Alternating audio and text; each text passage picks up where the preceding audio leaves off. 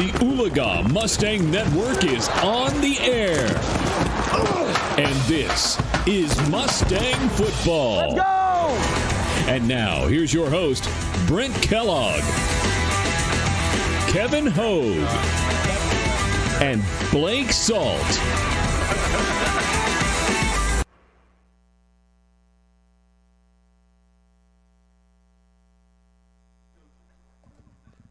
Well, hello, everybody. In 2011, the New York Giants regular season record was 9-7. They had a 56.3 winning percentage in the regular season. They scored 394 points. They allowed 400 points in the regular season. Their star player was Eli Manning. Fun fact about the 2011 New York Giants, they went on and won the Super Bowl. The Giants got hot at the right time, knocking off the Atlanta Falcons, the Green Bay Packers, San Francisco 49ers, and eventually they would beat the New England Patriots to claim the Super Bowl title. 2006, St. Louis Cardinals regular season record, 83-78. They actually had a winning percentage of 51.6 regular season. They scored 781 runs. They allowed 762 runs in the regular season.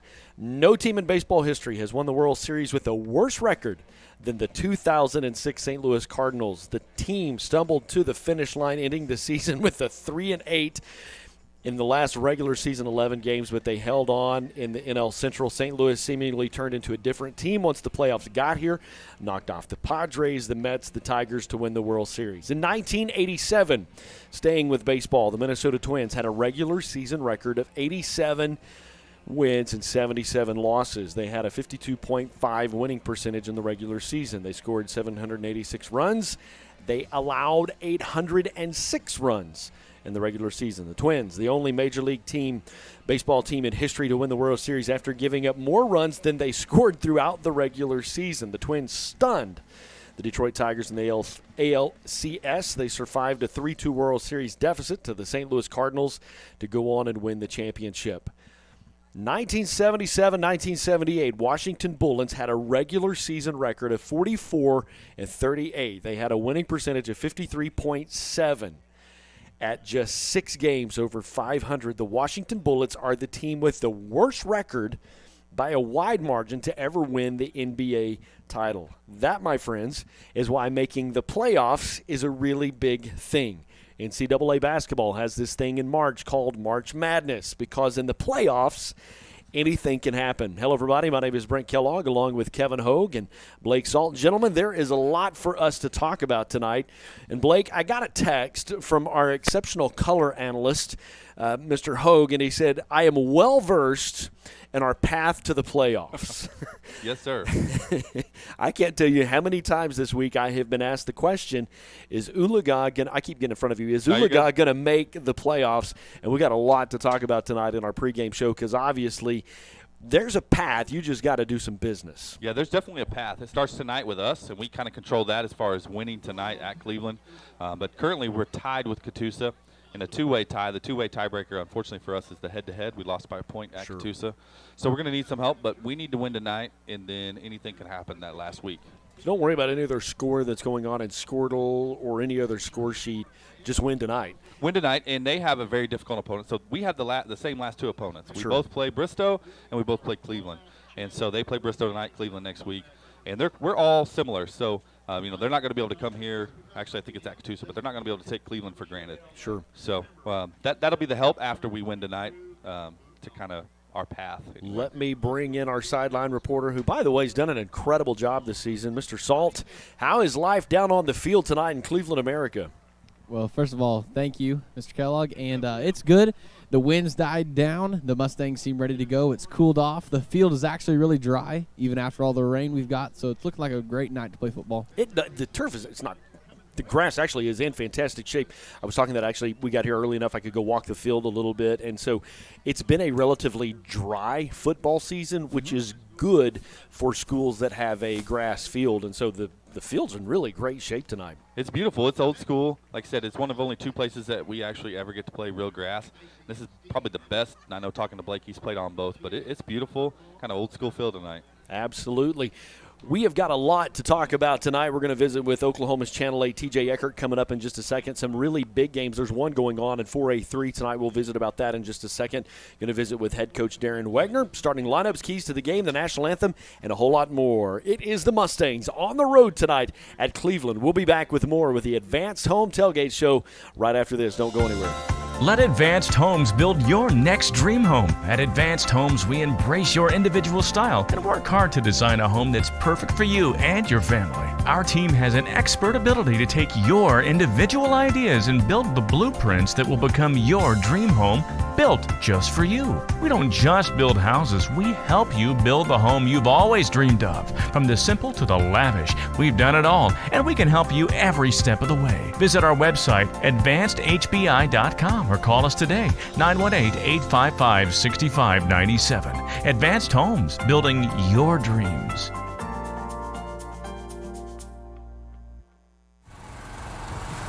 You deserve a bank that understands how hard you've worked to get where you are and how hard you're still working to keep things going. Life and its circumstances and challenges is what makes all of us who we are. At Armstrong Bank, we'll always roll up our sleeves and work right along beside you, generation after generation. Armstrong Bank, for more than 100 years.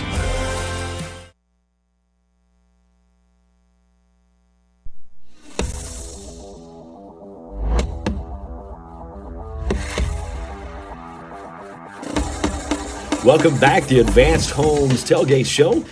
Joined with our friend from Oklahoma News Channel 8, TJ Eckert. TJ, we are getting close to wrapping things up in football season.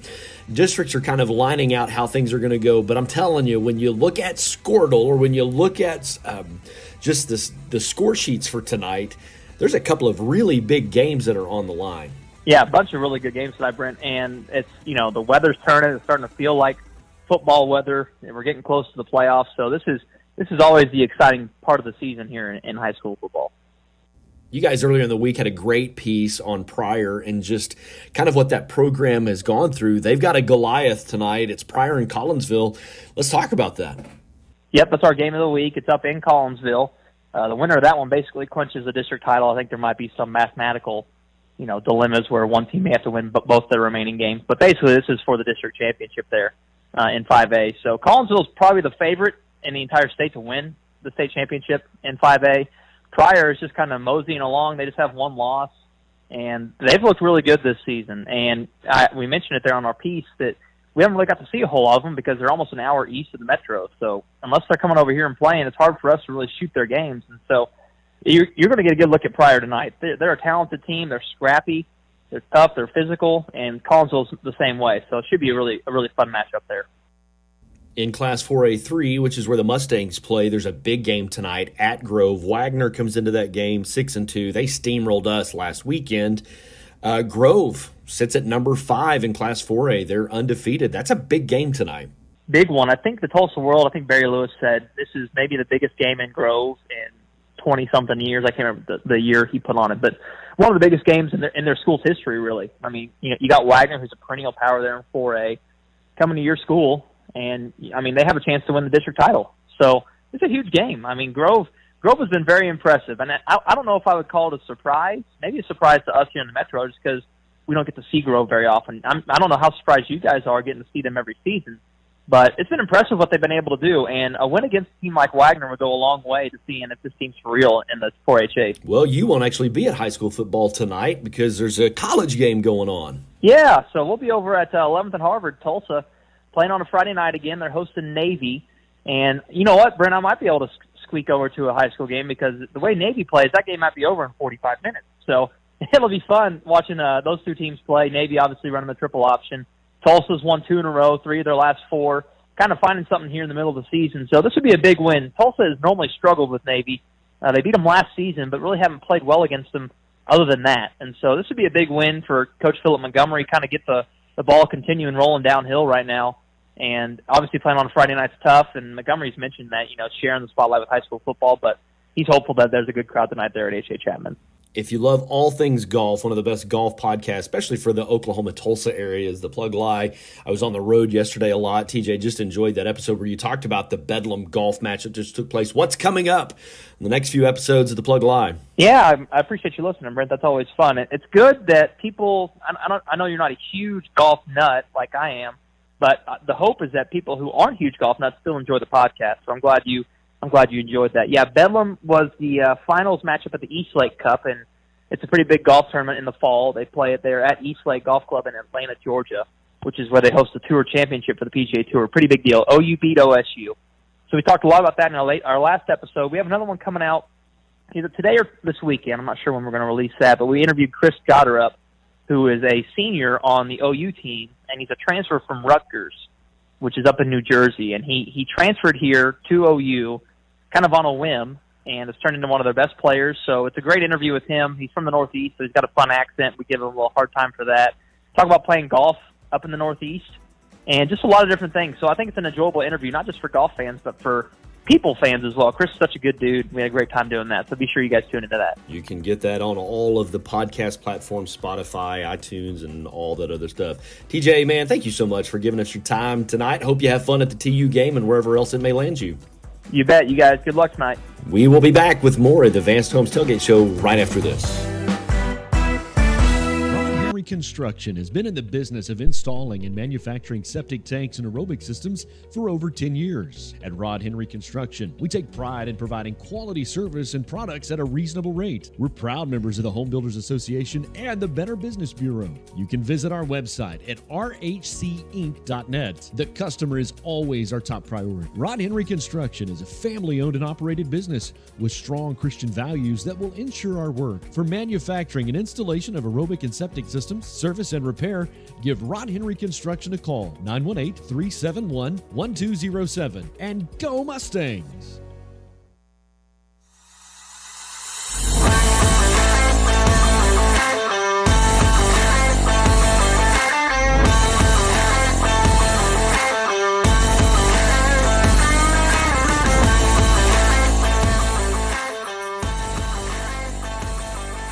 Hey Mustang family, I'm here with Coach Wagner. It is week 9. It is Cleveland week. What type of problems does Cleveland present when you watch the film? Well, they more than anyone in our district, they spread the football around. So you'll see some funky formations that look like quads or even 5 people lined up outside. One of them will be a tight end, one of them will be an eligible or a non-eligible tackle, a covered up receiver. They'll try to run tunnel screen out of it. Basically, they do funky things to see if you can align to it correctly. Sure. They could show up, and we call it skunk, but they could show up in 3 pods. It would be similar to what people do on 2-point conversions or swinging gate. A lot of people do that, so you spend a lot of your practice time worried about those kinds of things and less time on their base offense. But more than anybody else in our district, they probably want to throw it around and do some things like that where everyone else is kind of black and blue, if you ask me. Sure. But so they are a little bit unique. Number 10 makes plays out of the pocket. This week we've been working scramble drill. Our defensive ends have to contain him. Our linebackers in zone drops have to know where he's at, and our DBs cannot come up and start looking in the backfield and let Tim throw one over the top. He's just a good, heady little player that makes plays, so that'll be really important. We've worked it. We need to be disciplined tonight to make sure that happens. Sure. With all the funky formations and the weather this past week, how's practice been? It's been pretty good. We were lucky on Wednesday. It rained all day, and then we redid the schedule 3 times. I'd look at it and go, well, we might have an hour here without a downpour. But we got a good 2 hours on the field before it started raining again, so we were thankful for that. And we've had a really good prep week. I feel like our guys have been cut in. It's probably been the best week that we've had so far. So I'm excited to see how we play tonight. Yeah, this should be fun. Now, it is week 9. We haven't been to Cleveland in quite a while, so it's like a pretty good little trip. Any final thoughts on tonight's game? I just think, I think it's play well early and play for 48 minutes. That's probably been our biggest frustration. I mean, it's no secret. We haven't played 48 minutes yet this year. We played good in the second half. We played good in the first half. Sure. We have these lulls, and we really don't have a margin for error where we can do that, where we can have a bad series here or there. We need to play really well for 48 minutes, and that's been our thought process. Our kids want to do well. They're practicing hard. We just have to do it for 48 minutes. All right. Well, we're excited for tonight's game, and thank you for joining us, and we'll be back with more in just a minute. Let Advanced Homes build your next dream home. At Advanced Homes, we embrace your individual style and work hard to design a home that's perfect for you and your family. Our team has an expert ability to take your individual ideas and build the blueprints that will become your dream home, built just for you. We don't just build houses, we help you build the home you've always dreamed of. From the simple to the lavish, we've done it all, and we can help you every step of the way. Visit our website, advancedhbi.com, or call us today, 918-855-6597. Advanced Homes, building your dreams.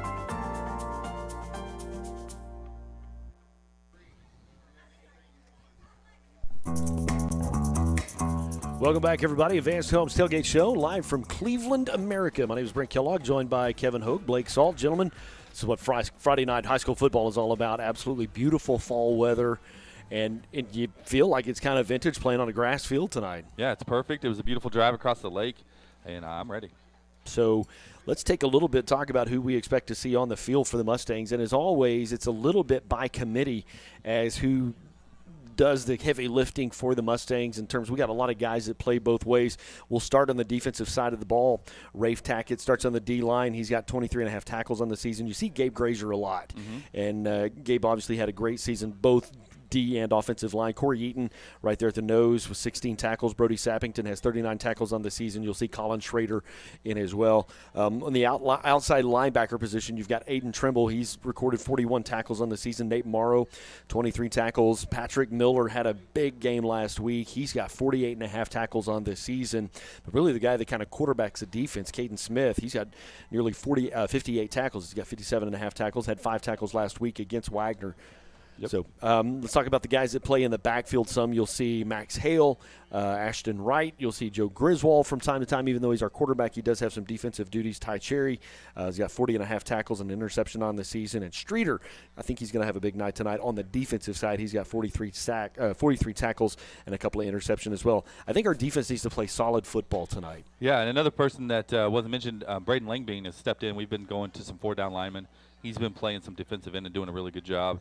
I think it's going to be important for them, the bigger guys, to kind of control the line of scrimmage tonight. Blake, you've seen him warm up down on the field, and just getting in terms for what's the feel for the defensive productivity tonight.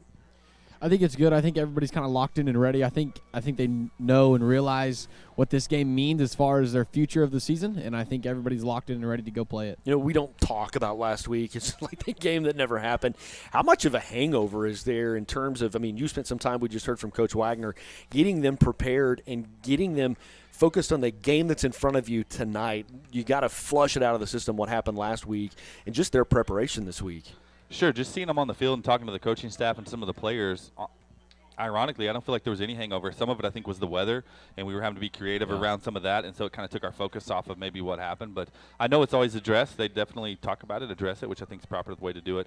But he said had a great week of practice, which we're going to need to have. So a great week of practice, and the weather we had this week was just kind of good. We looked out. I know Wednesday we had the rain, but there for about an hour and a half it stopped, so they were able to get on the field and get a lot done.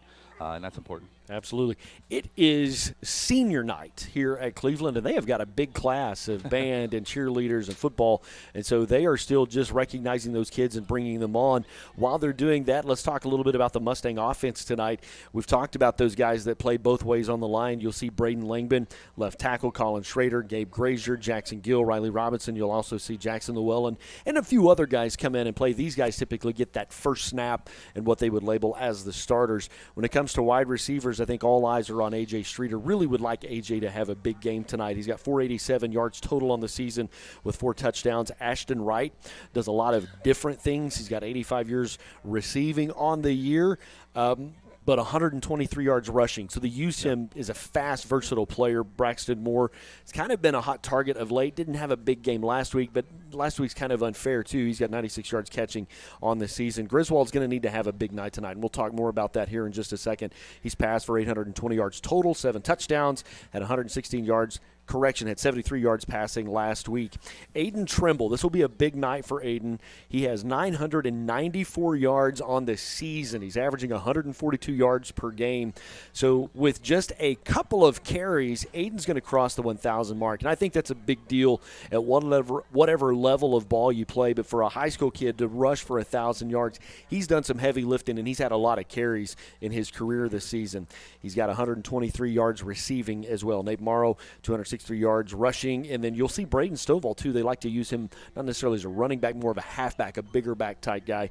He's got 108 yards in rushing. So that's kind of how the offense shapes up. Obviously, especially in the receiving core, you see a lot of different guys come in and out. Absolutely, and a lot of people contributing, and I think it's going to be important. I know AJ, we always kind of say his name, but we need that second guy to step up, and it's okay for that to be a different person from week to week. Absolutely. I think Ashton's going to have to do that. I think Braxton's going to have to do that. I think in terms of keys to the game for the Mustangs tonight, we have struggled getting the passing game going, and I think tonight we've got to find a way to protect JoJo and throw the ball enough to keep the defense honest. I agree, and you hear a lot. He still is a young quarterback. I know he's a junior. This is his first year starting. You hear a lot when you watch college or NFL of getting some throws to kind of get your feet wet, some quick, easy throws. I think that's going to be important. I know Coach Wagner talked about that a little bit, kind of get his confidence going and get us moving. Blake, I think it's important to throw the ball sideways early on. Yeah, that's really important. It helps us set up the run game that stretches the field and makes the linebackers, honor that and not just be able to fly downhill and fit the run. That'll help Aiden and open up the running lanes for the offensive line. So if Streeter can find some success, he had an incredible game against Claremore, and a lot of guys that watched film on us just doubled up. They cheated. They cheated a safety over to just make sure that if AJ was going to catch the ball, he was going to do it in traffic. And so it's kind of slowed down. Some other guys have had to step up, but, if you get pressure on us as a team, we're going to scramble pretty quick. And so I really think it's important tonight for us to be able to throw the ball and throw it effectively to make that happen. And guys, any other final thoughts as we're talking about offense? Yeah, no, I agree. I'm gonna jump into who you got. We talked a little bit about that pregame, but I really think and like you said, throwing the ball, I'm gonna have to go with Griswold. I think Joseph's gonna need to have a big night, and I think we're gonna see him on both sides of the ball. We're kind of down to crunch time. We need to win this game, absolutely. And I think you're gonna see him probably not come off the field much tonight, but I need to see him completing the high percentage of balls to keep the chains moving tonight. And I think that's part of the conversation coaching staff has had, too. They've tried to protect him, tried to save him on defensive snaps. But this really is a must-win game. You got to win out. So I do think we're going to see JoJo on the field a lot more, especially early on in the ball game. Absolutely, I do too. The weather helps with that. Obviously, we're further into the season, and we have done a good job of protecting him. He stayed relatively healthy. We've kept him clean in the pocket, but tonight it's kind of let it all hang out, and we got to win it. All right, so you're going with Griswold. I'm going with Griswold. Blake, who you got tonight? Who needs to have a big game for the Mustangs? I'll go with AJ Streeter, but not on the offensive side of the ball. I mean, I want him to have a great night on the offensive side of the ball. I got to play with him last year. We're really good friends, but I want him to have a big night on the defensive side of the ball. I think this is a team that can really throw it around on you if you're not careful and can big play and get some explosive plays. And so I think AJ moving, I think they've moved him in some positions, and he's playing a little bit different position tonight. I think it's going to be a time for him to step up and make some big plays. I'm going to go with Caden Smith, and again, he's that linebacker. He leads the team with tackles. I think to be productive on offense tonight, you're going to have to be productive on defense, and I really think Caden, he's going to have a big game tonight in terms of shutting down their run. Their quarterback, I think he likes to scramble a little bit, and I think I think Caden, in terms of leading that defense, keeping them energized, getting our offense back on the field, that's who I've got. It's Caden Smith. Yeah, I agree. I think it's going to be important for that front seven to tackle well tonight. Coach Wagner talked about it in the pregame. If we get caught in the backfield looking at the ball and we take a step up, he is a good enough playmaker. He's just a solid high school playmaker to throw it over the top, and they're going to hit a big play, and we can't afford to give those up tonight. We're going to take a quick timeout. We come back. We've got the national anthem from the Cleveland Tiger Marching Band. We've got the coin toss. We've got kickoff just around the corner. It is the Advanced Homes Tailgate Show, and we will be back with more right after When this. I was in foster care, I never knew when I would have to move, so I always had my suitcase ready to go. Then one day, I was adopted. My new parents opened their hearts and home to me. My parents cook my favorite breakfast for me every morning. My parents take me on trips I never thought I would go on. They gave me a home and an even better reason to use that suitcase. My parents aren't perfect, but they're perfect for me. You deserve a bank that understands how hard you've worked to get where you are and how hard you're still working to keep things going. Life and its circumstances and challenges is what makes all of us who we are. At Armstrong Bank, we'll always roll up our sleeves and work right along beside you, generation after generation. Armstrong Bank, for more than 100 years. Let Advanced Homes build your next dream home. At Advanced Homes, we embrace your individual style and work hard to design a home that's perfect for you and your family. Our team has an expert ability to take your individual ideas and build the blueprints that will become your dream home, built just for you. We don't just build houses, we help you build the home you've always dreamed of. From the simple to the lavish, we've done it all, and we can help you every step of the way. Visit our website, advancedhbi.com, or call us today, 918-855-6597. Advanced Homes, building your dreams.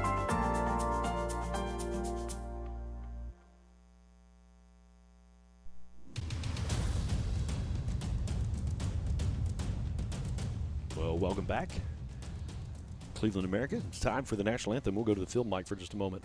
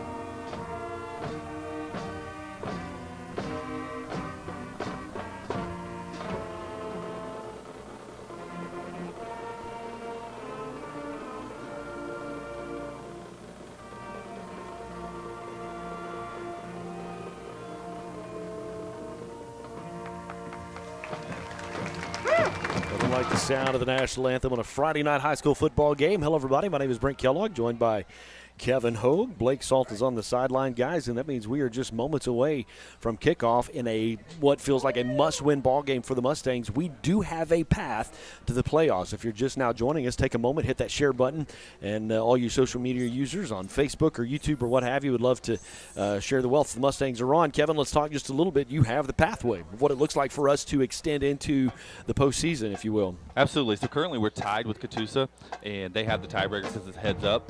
The only way that we go to point spread would be if there's a three-way tie, and there's really no one close enough to jump up there. So what needs to happen is we need to win tonight, and they need to lose. Okay. Like I said earlier, we play the same two teams. So they play Bristow tonight. Bristow's really good, obviously. And then they're going to play Cleveland next week at home. And so we need Cleveland to take care of business with them, and then we're in as long as we win tonight. So or we could win next week too, which is always in the equation. It's so a home game senior night for us as well. Yeah, there's some.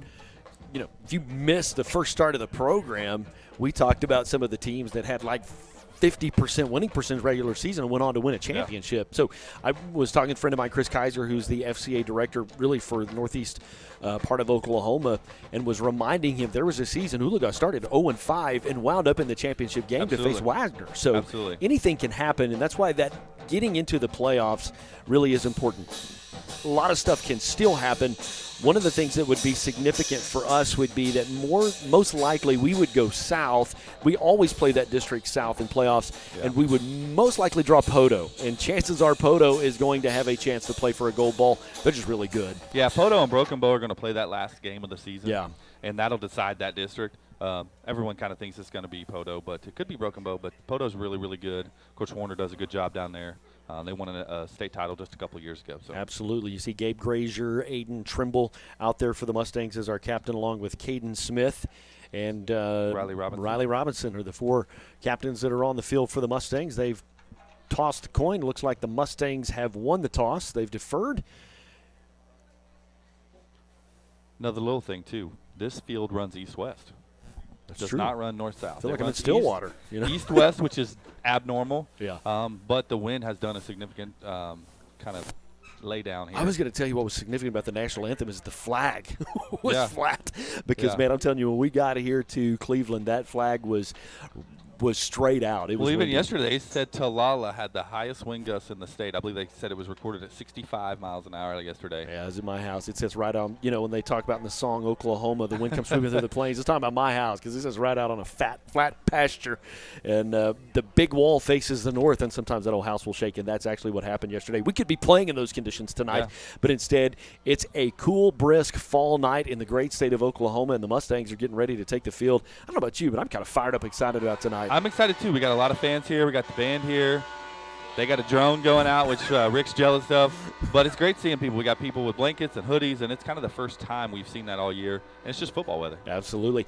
We have played Cleveland for a long time. Yes. I meant to get that research, but when I was in school, back in the early 90s, Cleveland was a part of our schedule pretty consistently. So these programs and school population have remained pretty close down through the years, and so we just always keep finding ourselves in that district. As you can see, the Mustangs are taking the field. The Mustang faithful are on their feet to cheer on the Vegas gold and white. Man, it's going to be a beautiful night for football.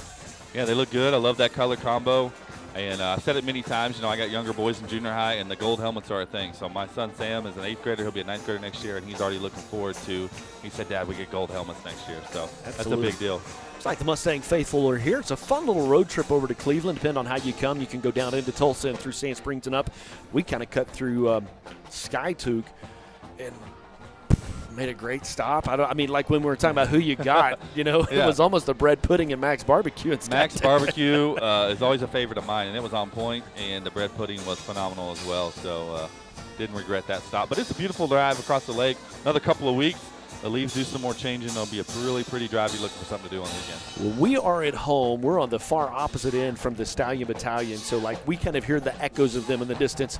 They right in front of us tonight. Yes. So we're going to do our best to talk. We've got the crowd mic, and it's right there. So the good news is you'll hear the school fight song tonight when it does get to play. So the Mustangs are set and ready to kick it off. Jackson Burchett does the kickoff duties for the Mustangs.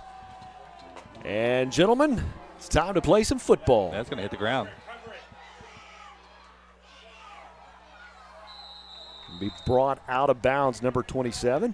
Mr. Gavin Salt will knock him out of bounds, so the Cleveland Tigers will take over 1st and 10, about the 27-yard line. I will say this from my perspective. We'll go ahead and apologize early. I don't think they've painted their field in a while, so those hash mark sidelines are kind of hard to see. So I may get a yard marker or two wrong throughout the evening. Yeah, I think they had some of that precipitation during the early week when probably they get the field ready.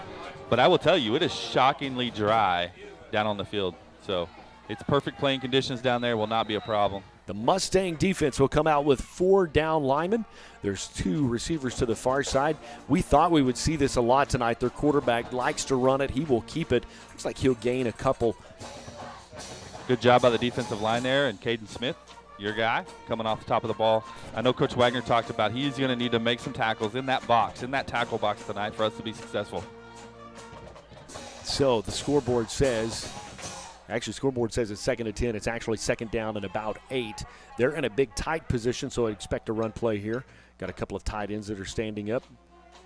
Quarterback under some pressure. He'll get away from it.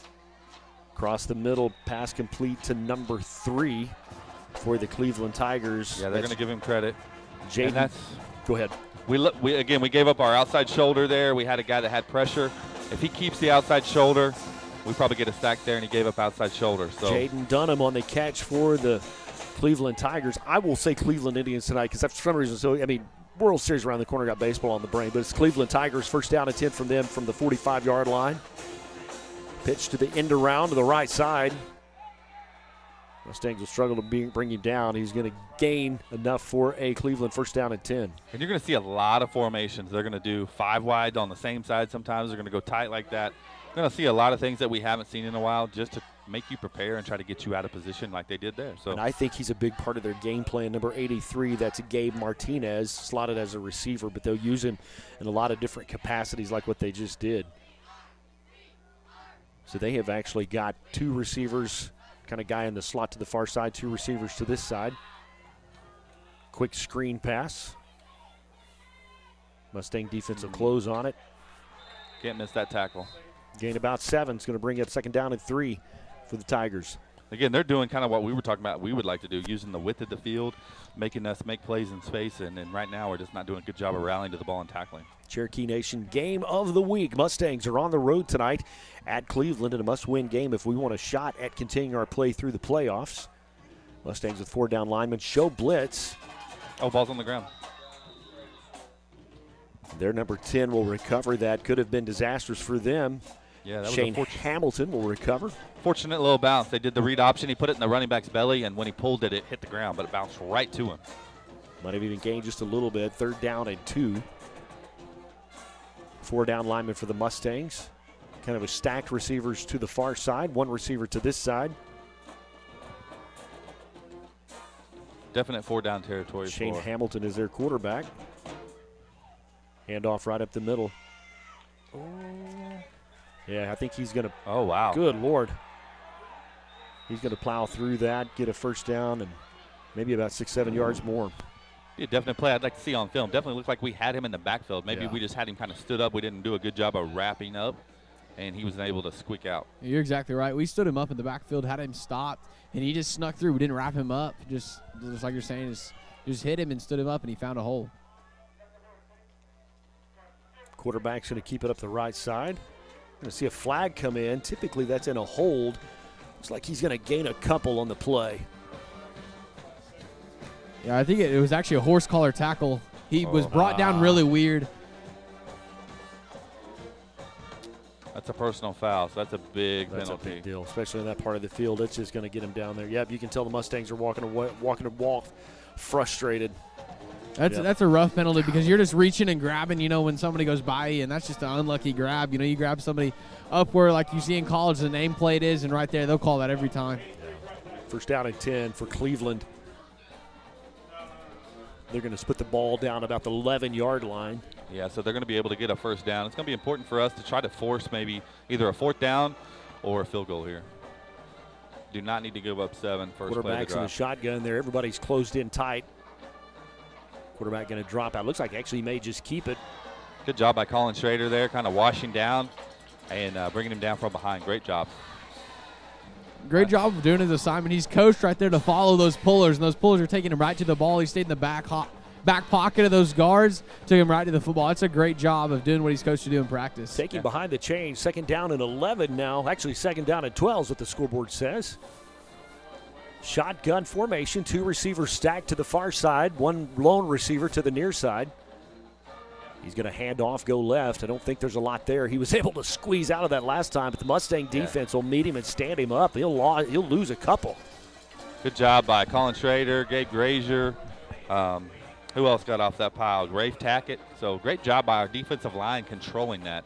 Big 3rd down here for the Mustangs. Here they're going to say forward momentum was a part of the play, so it should still say 3rd down and 11. Big stop for the defense. You want to hold them to a field goal because they've moved the ball pretty effectively in this first possession. Shotgun formation, 3 receivers to the far side, 2 receivers. He's back to pass, got a little bit of time. Now he's under some pressure.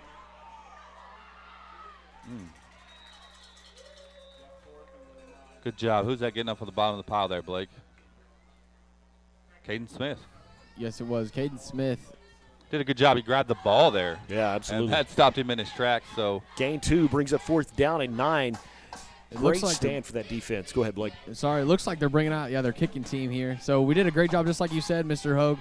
We force a field goal here. It's kind of bend, don't break. It's a lot better than giving up 7. Absolutely. Kind of seems counterintuitive, but kind of some momentum here if we force this field goal attempt. Hunter Sizemore is their kicker. Ball's down, kicks on the way. No good. And it's no good. So the Mustang defense will stand up strong, and they'll keep points off the board. So with 7:10 left to play in the first quarter, we are still tied at zeros. Gentlemen, you had some mistakes. You gave them great field position. Yeah, after the big penalty, man, the defensive line really, for me, dominated that series there at the goal line. And any time in high school you can force a field goal, you saw the snap was a little bit low. Right. The hold was a little bit wonky, and you know the kicker's seeing that. I've kicked before. You know they're seeing it. It affects you, and big time. Obviously, it's a little bit easier to defend a shorter field, and once we were in that position, our defense held strong.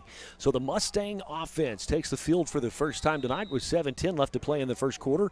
We have two receivers that are to the near side of the field, a man in motion, and Joe's just going to keep it up the middle. Looks like he's going to gain about 3.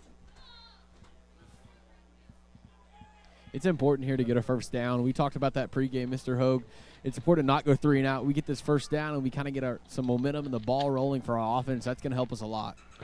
Yeah, it's hard to get your timing. I mean, you've played quarterback. It's hard to get your timing. You're only out there 3 plays at a time. So, shotgun formation. Ashton's in motion. Handoff just up the middle. Trimble just going to fall forward. Actually, he's still going to keep moving. He'll move the chains. First down and 10 for the Mustangs.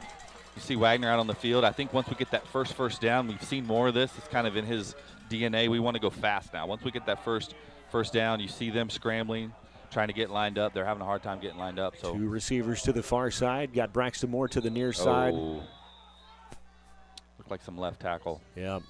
Out of pop a flag, and that'll move us back 5 yards. Still first down, 15. Behind the chains. That's where you got to play smart ball. That's where you got to be ready. Once you get that first down, everybody got to know what the next play is and be ready to go in rhythm. Because, man, a 5-yard penalty right there just kind of shoots you in the foot. Yeah, and we prefer to kind of do that 3-4 yards in a cloud of dust. But when it's 1st and 15, can't really do that and get a first down. There's no path to a first down. JoJo going to keep it. He'll get back up to the original line of scrimmage and maybe gain a couple of more yards, so he's going to gain 7. That was a good little shifty kind of shift to the left there by Joseph. So get you back inside the chains. 3 receivers to this side of the field. Handoff. Comes around the right side. First down and a couple more. How about that? Definitely like that. And we've seen increased amounts of wrinkles as the years went on. That's a play I don't think we've seen before out of that formation. We had 3 wide with the H-back on this side, kind of student body right out of a different formation. Now we're going the other way. I love it. And they're going fast. Handoff, left side. Aiden Trimble going to get around the corner. Wasn't quite able to get the corner there, but didn't get that edge blocked real well. They were able to get some penetration. Say no gain on the play. It'll bring up 2nd down and 10 with 5:34 as the clock is counting. The Cherokee Nation Game of the Week as the Mustangs are on the road tonight at Cleveland. If you're a social media user, take just a second, hit that share button. We have folks literally all over the United States that tune in for Mustang football. Some of our alumni, grandparents, aunts, and uncles. Handoff up the middle. Good job by Nate Morrow. About 7 on the carry. A little different back. He can kind of hide in there and got in that tunnel, and you kind of couldn't see him and bring him down. So puts you in a very 3rd and manageable as the Mustangs change some personnel. See some of our bigger guys come in. Trimble will come in as well. Yeah, we're bringing another lineman in. We're bringing Riley Robinson in. Kind of a big package, and well, we're going to see the quarterback Joseph Griswold split wide here. So it's a Wildcat. Joe Griswold's actually receiver. Yeah. We've done a phenomenal job at that. It's typically Joseph Griswold drawing him offline. I think that might be Aiden's first time getting someone to move. Harlan Roberts be the offender on the left side of the defensive line. That'll be first down and 10. Move the chains for the Mustangs. We'll take it how we can get it. 4:46 left to play in the first quarter. You saw him grab his face mask there when he stood up. He jumped off sides. It's such a big penalty. Yeah. Joe in motion. Trimble just going to keep it up the left side. 3, maybe 4 on the carry. And again, we'll take that. We'll take 4 yards every snap. And that's 3 plays at 4 yards. Get you a first down and some change. It's going to churn the clock. It's going to keep our defense off the field, and it's going to result in us scoring some points. I really think would have been strategy coming in tonight. You control the pace of the game. It helps with energy management when the ball's in your hands. It's just a thing. Trimble in the shotgun. He's going to keep it left side. Got some room. Going to get down to the 30-yard line. Down. It's going to be a first down and 10. They'll move the chains. Nice job. Changing packages out again. Aiden going to get a breather. we're just doing a great job right now of staying in rhythm. Other than that little penalty, we kind of stubbed our toe there, but we've just been doing a good job of staying in rhythm. We've got a good flow to our offense right now, and that's really important. Yeah, I would guarantee this is how Coach Wagner drew it up. You know, they rehearsed this first drive. I knew the first play today. We were talking about what was going to happen, and we're definitely staying on chapter here. Nate Morrow up the middle, got some room. Got some guys helping him progress forward. Looked like he'll gain maybe a long 6. Great second down position. Yeah, we've done this exclusively on the ground. And sometimes as a defense, that can demoralize you. You're just taking their heart. You're just marching it right down the middle of the field. Nate will come off as Aiden Trimble comes in. Braxton Moore is the receiver out to the side of the field. Mustangs, 19 seconds left on the play clock, so they've got plenty of time. Trimble in the backfield. They'll move Street in motion. Handoff up the middle. Got enough for the first down. And how about what's going on downfield? He didn't like it, but that was a good, clean block by Gabe Grazier. Just pancaked his guy. You don't see a lot of pancakes 12 to 15 yards down the field. From the line of scrimmage. That will be on the highlight tape for Big Gabe Grazier, and he's just probably been our most consistent, him and Aiden Trimble. Just had a really great year, and happy for our senior there. First down and 10 for the Mustangs as they come to the line of scrimmage ready to roll. Trimble in the backfield. Trips right. Yep, another one jumped off. Got him again. So that'll move the line of scrimmage. Brings up first down and 5, which is really a great position. Man, you got a lot of things you can do out of a 1st and 5 situation. Yeah, everything's available, and it looks like we're going to stay trips right. And, Blake, who's that starting at H-back tonight? Gavin Salt, my little brother, got the start tonight. Now we're going to throw it. Oh. We're going to Street lose had to 5. go down, and actually, he'll lose long 4, so bring up about second down and 9. That's one of those that you almost never see, like an intentional drop there. But that definitely hurts us catching that ball there. He's a competitor, though. He's going to catch it. Sure. Just unfortunate that throw brought him to the ground. You know, and the grass is a lot different than playing on turf. We haven't played on any type of grass since last year when we played Bristow. Yeah, and this is a long grass. I saw him looking at it in warm-ups. It was covering their shoe tops, and they were definitely taking a look down. It's long and slick. Boy, you are first down and 5. You're back in a situation where you're 3rd down and 6. 1:55 left to play in the first quarter. And I would suspect, Blake, you could tell us more as the evening progresses, that field may get a little bit wet as the dew kind of hits and could be slippery in spots. Handoff up the right side, Trimble. Nice cut back First down and then some change, too. Gets to about the 5-yard line. That'll bring up first down and goal for the Mustangs. Obviously, there was some good blocking there, but out on the edge, that first down is all Trimble. Aiden, there was a guy in the hole, and he just stuck his right foot in the ground and planted and went upfield and made him miss. And just a good job by our running back. 20 seconds on the play clock. Mustangs have 2 receivers to our side of the field. Streeter alone on the far side of the field. They're going to move a man in motion. Trimble up the middle. Big-time touchdown. Big-time collision there, Blake. Stampede touchdown. He did a good job. He got met right at the line of scrimmage, it looks like, and he did a good job of just keeping his feet moving. It got his nose into the end zone. A great job. That's exactly how you want to end your first drive, especially after that stop. You know, we got a good defensive stop. Go down and put 6 up on the board. That's a great job. Guys, I want to point out the clock. It's $1:13 left in the first quarter. You did exactly what you wanted to do. You wanted to control the game, control the pace, and take some, not necessarily take time off the clock, but you just wanted to set the pace for how you wanted to play football tonight. Yeah, I guarantee you that's how they practice. They script that first drive. I guarantee you that's exactly what he was looking for. Even with the penalty that we had and that catch for -5 yards, we were able to go down and score a touchdown. And that's huge for the Mustangs tonight. Birch it on for the PAT, and it was good, so the Mustangs jump out on top. After Cleveland drives, miss a field goal, Mustangs are on top, 7-0. Yeah, they were moving down the field, if you remember. And they had first down, 1st and 10 from the 11, and didn't gain another yard, missed the field goal, and then we marched straight down and scored 7, and the momentum squarely on our sidelines now. You can hear the Stallion Battalion in the background playing the Washington and Lee Swing Fight Song for the Mustangs. Jackson Burchett will do the kickoff duties for the Mustangs, set the ball at the 40-yard line. We're set and ready to kick it away. We kind of used that high corner kick earlier. Be interesting to see if we do that again because they let it bounce. They got a different cat over here now, number 11. Good kick from Burchett. Oh, they're going to let it hit again. Oh, no, bounce right to him. Actually, their kicker on the return team brought down at the 25-yard line. Good job by Gavin Salt there. Getting down. Covering the older brother got him coached up this week. Yeah. I think that's Coach Rowe. I think we'll give props to Coach Rowe on that. It's also important to mention we have a lot of momentum. You can feel on the sideline. We're really feeling good about ourselves right now. We go and got that defensive stop, and we drove down. And it's 7-0, and just like you said, late in the first quarter, we're feeling really good about ourselves. Mustangs 4 down linemen, as they've got receivers everywhere. 2 receivers to the far side, 2 receivers to the near side. Their back will move to the other side of the formation.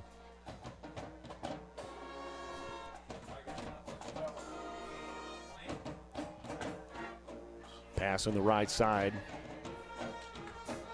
Number 83, Gabe Martinez. We've called his name a couple times tonight. He's a big part of their game plan. 1st and 10 for the Cleveland Tigers. He's definitely the guy they're going to look to give the ball to the most. They do a good job of spreading it around. We're probably going to have to come up out of that safety position, get a little tighter on that slot.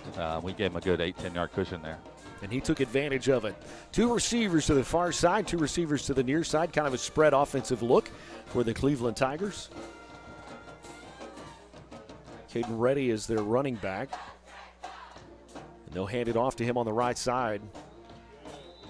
No gain on the play. Actually, he may even lose a little bit. Patty Miller. Yeah.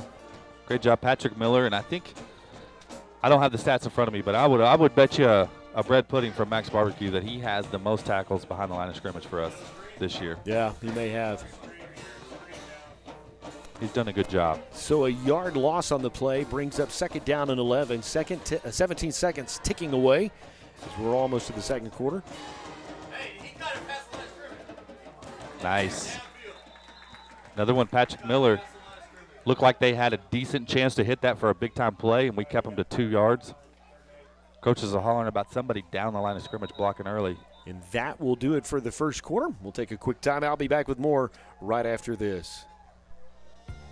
Let Advanced Homes build your next dream home. At Advanced Homes, we embrace your individual style and work hard to design a home that's perfect for you and your family.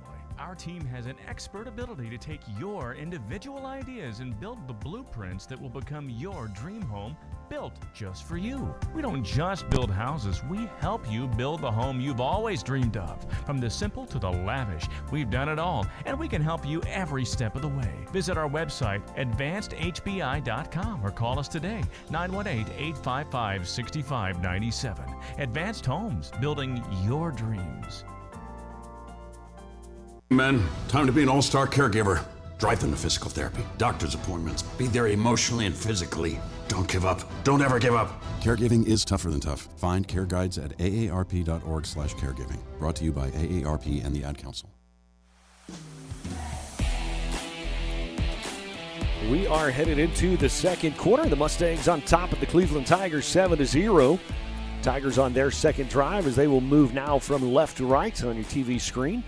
Take a second, hit that share button so folks all across the Great Plains, United States can join us for Mustang Network. As Mustangs are on the air tonight. Well, Coach Wagner saying here comes a big down right here, a big 3rd down, and he's saying keep the quarterback in the pocket. We've talked about it. He does a good job of scrambling, and they're going to move the pocket there. I can't tell. I think he got it. Forward progress. Yes, he caught it. He caught it in front of the sticks. And they just did a good job right there. Just like they said, you know that if he gets outside of the pocket, he can make a lot of play with his legs, and it makes it a lot easier for those receivers to get open because we have to honor that, and we know that he can and will run for a first down. When I say I can't tell, if you look how faint the lines are, I just couldn't see where the sideline was, so apparently he got his foot down. 1st down and 10 for Cleveland. The Mustangs let him escape out of a 3rd and long. Kind of trips. Oh.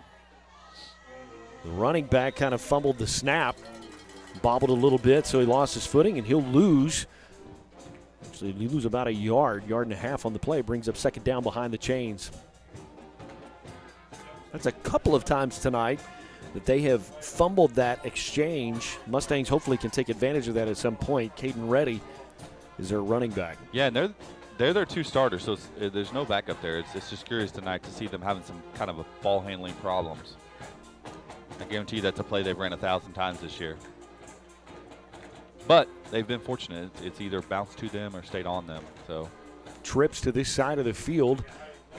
One lone receiver to the far side. They'll move to the back to the other side of the formation. And we've got a delay of game.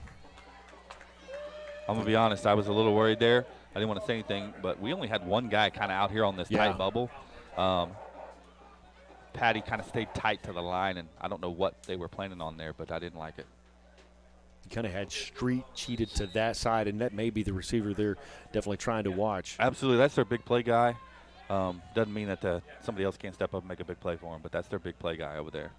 Just like they're going to move Patrick Miller to the other side. Just like we get bracketed on AJ, they're going to bracket him.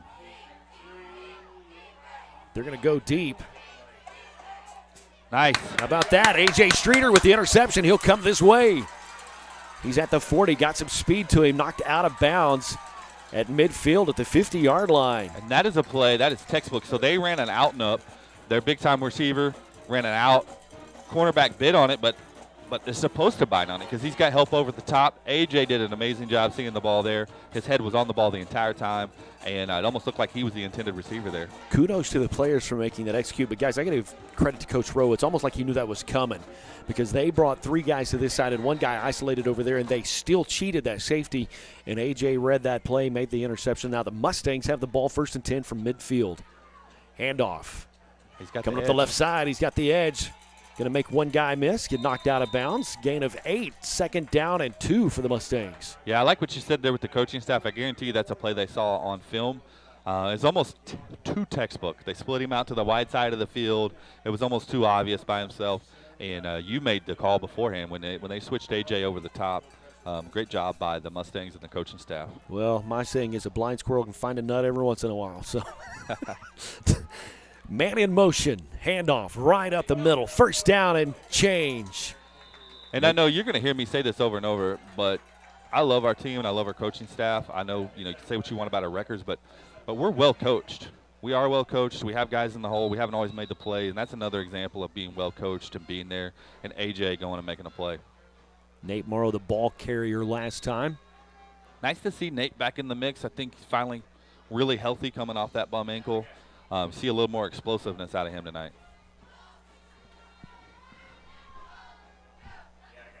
So it's a 1st down and 10 for the Mustangs. 2 receivers to the far side. Nobody on this side of the field.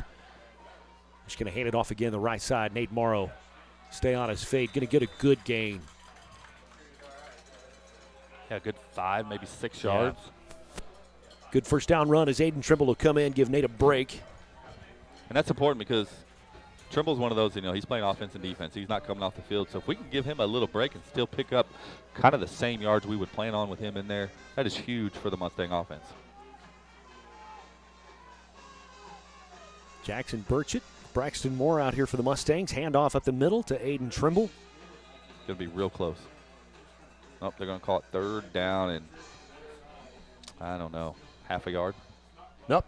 They're going to move chains.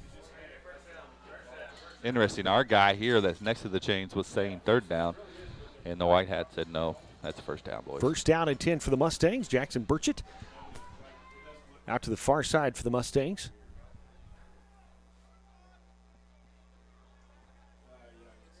Braxton Moore, the receiver on this side. Trimble in backfield as the running back. Handoff up the middle. Boy, he was 1 tackle away from really having some green in front of him. He was. Looks like a gain of 4 on the carry. Brings up 2nd down and 6 for the Mustangs.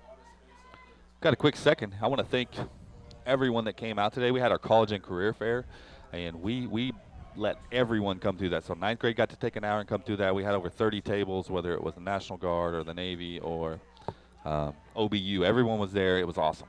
2nd down and 5, and that cadence has got the Tigers 3 times now tonight. Don't know that that'll be enough for a 1st down, but it'll certainly get us right there at 2nd down and inches.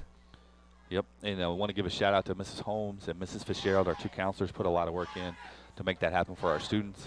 And just good for kids to kind of see what pathways are out there and maybe get an idea of something they want to do. 2nd down and inches. Yeah, the guy over here has 3rd down. Yeah, but it's 2nd down. It's actually 2nd down. You can't see that on the screen, but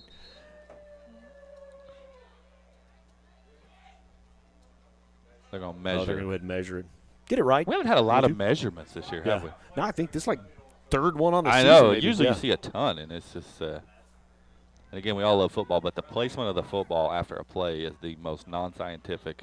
We don't want to talk in about sports. that. If you're an Oklahoma State fan, we don't want to talk about that.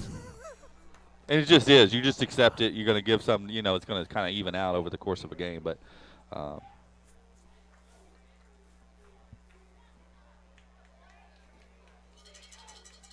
it's a first down and 10 for the Mustang offense. The ball is right at the 10-yard line. They're saying we can get a first down. I don't know. See, there's about a foot there, maybe the ball. Yeah. Manny in motion. Going to hand it to him. He goes around the left side. He's at the 5. Oof, going to get hit about the 3. Boy, that looked like that was going to pop. But a good job, and he showed that what he's capable of. Definitely fast. He's fast. Different kind of look there. Ashton Wright on the carry for the Mustangs, and Cleveland has got a guy down, which will stop the clock for just a second. Number 19 for Cleveland, a little bit slow to get up. That's Jaden Lindsay. He'll have to go off. He can trot off, but he'll have to go off for at least one snap, or they can take a timeout, but they won't do that. 7:53 left to go till halftime. Looking at some quick scores. In 5A, Collinsville, 21-8 in the first quarter over number 9 Pryor. So Trimble up the middle. He'll get it. Stampede, touchdown. Another great possession by the Mustangs. Get to hear the fight song. And again, correct me if I'm wrong, we did not throw the ball there. We're just running the ball, and then we used some space. We ran out wide with a quick, end around, but just on the ground there. I think that's important to mention that I don't know that we'll throw the ball until we get to a position where we need to. If we can kind of ride on the back of Aiden Trimble and Nate Marr on the offensive line, there's no reason for us to throw the ball. We can control the clock much more efficiently, and if we continue to get first downs and score, then that's all we have to do to win this game. Definitely a big run game for the Mustangs tonight. Score note, we were just talking about our final two opponents in Bristow and Cleveland, of course, but also Catoosa plays them both. Well, they're at Bristow tonight, and they're down 22-0 in the second quarter.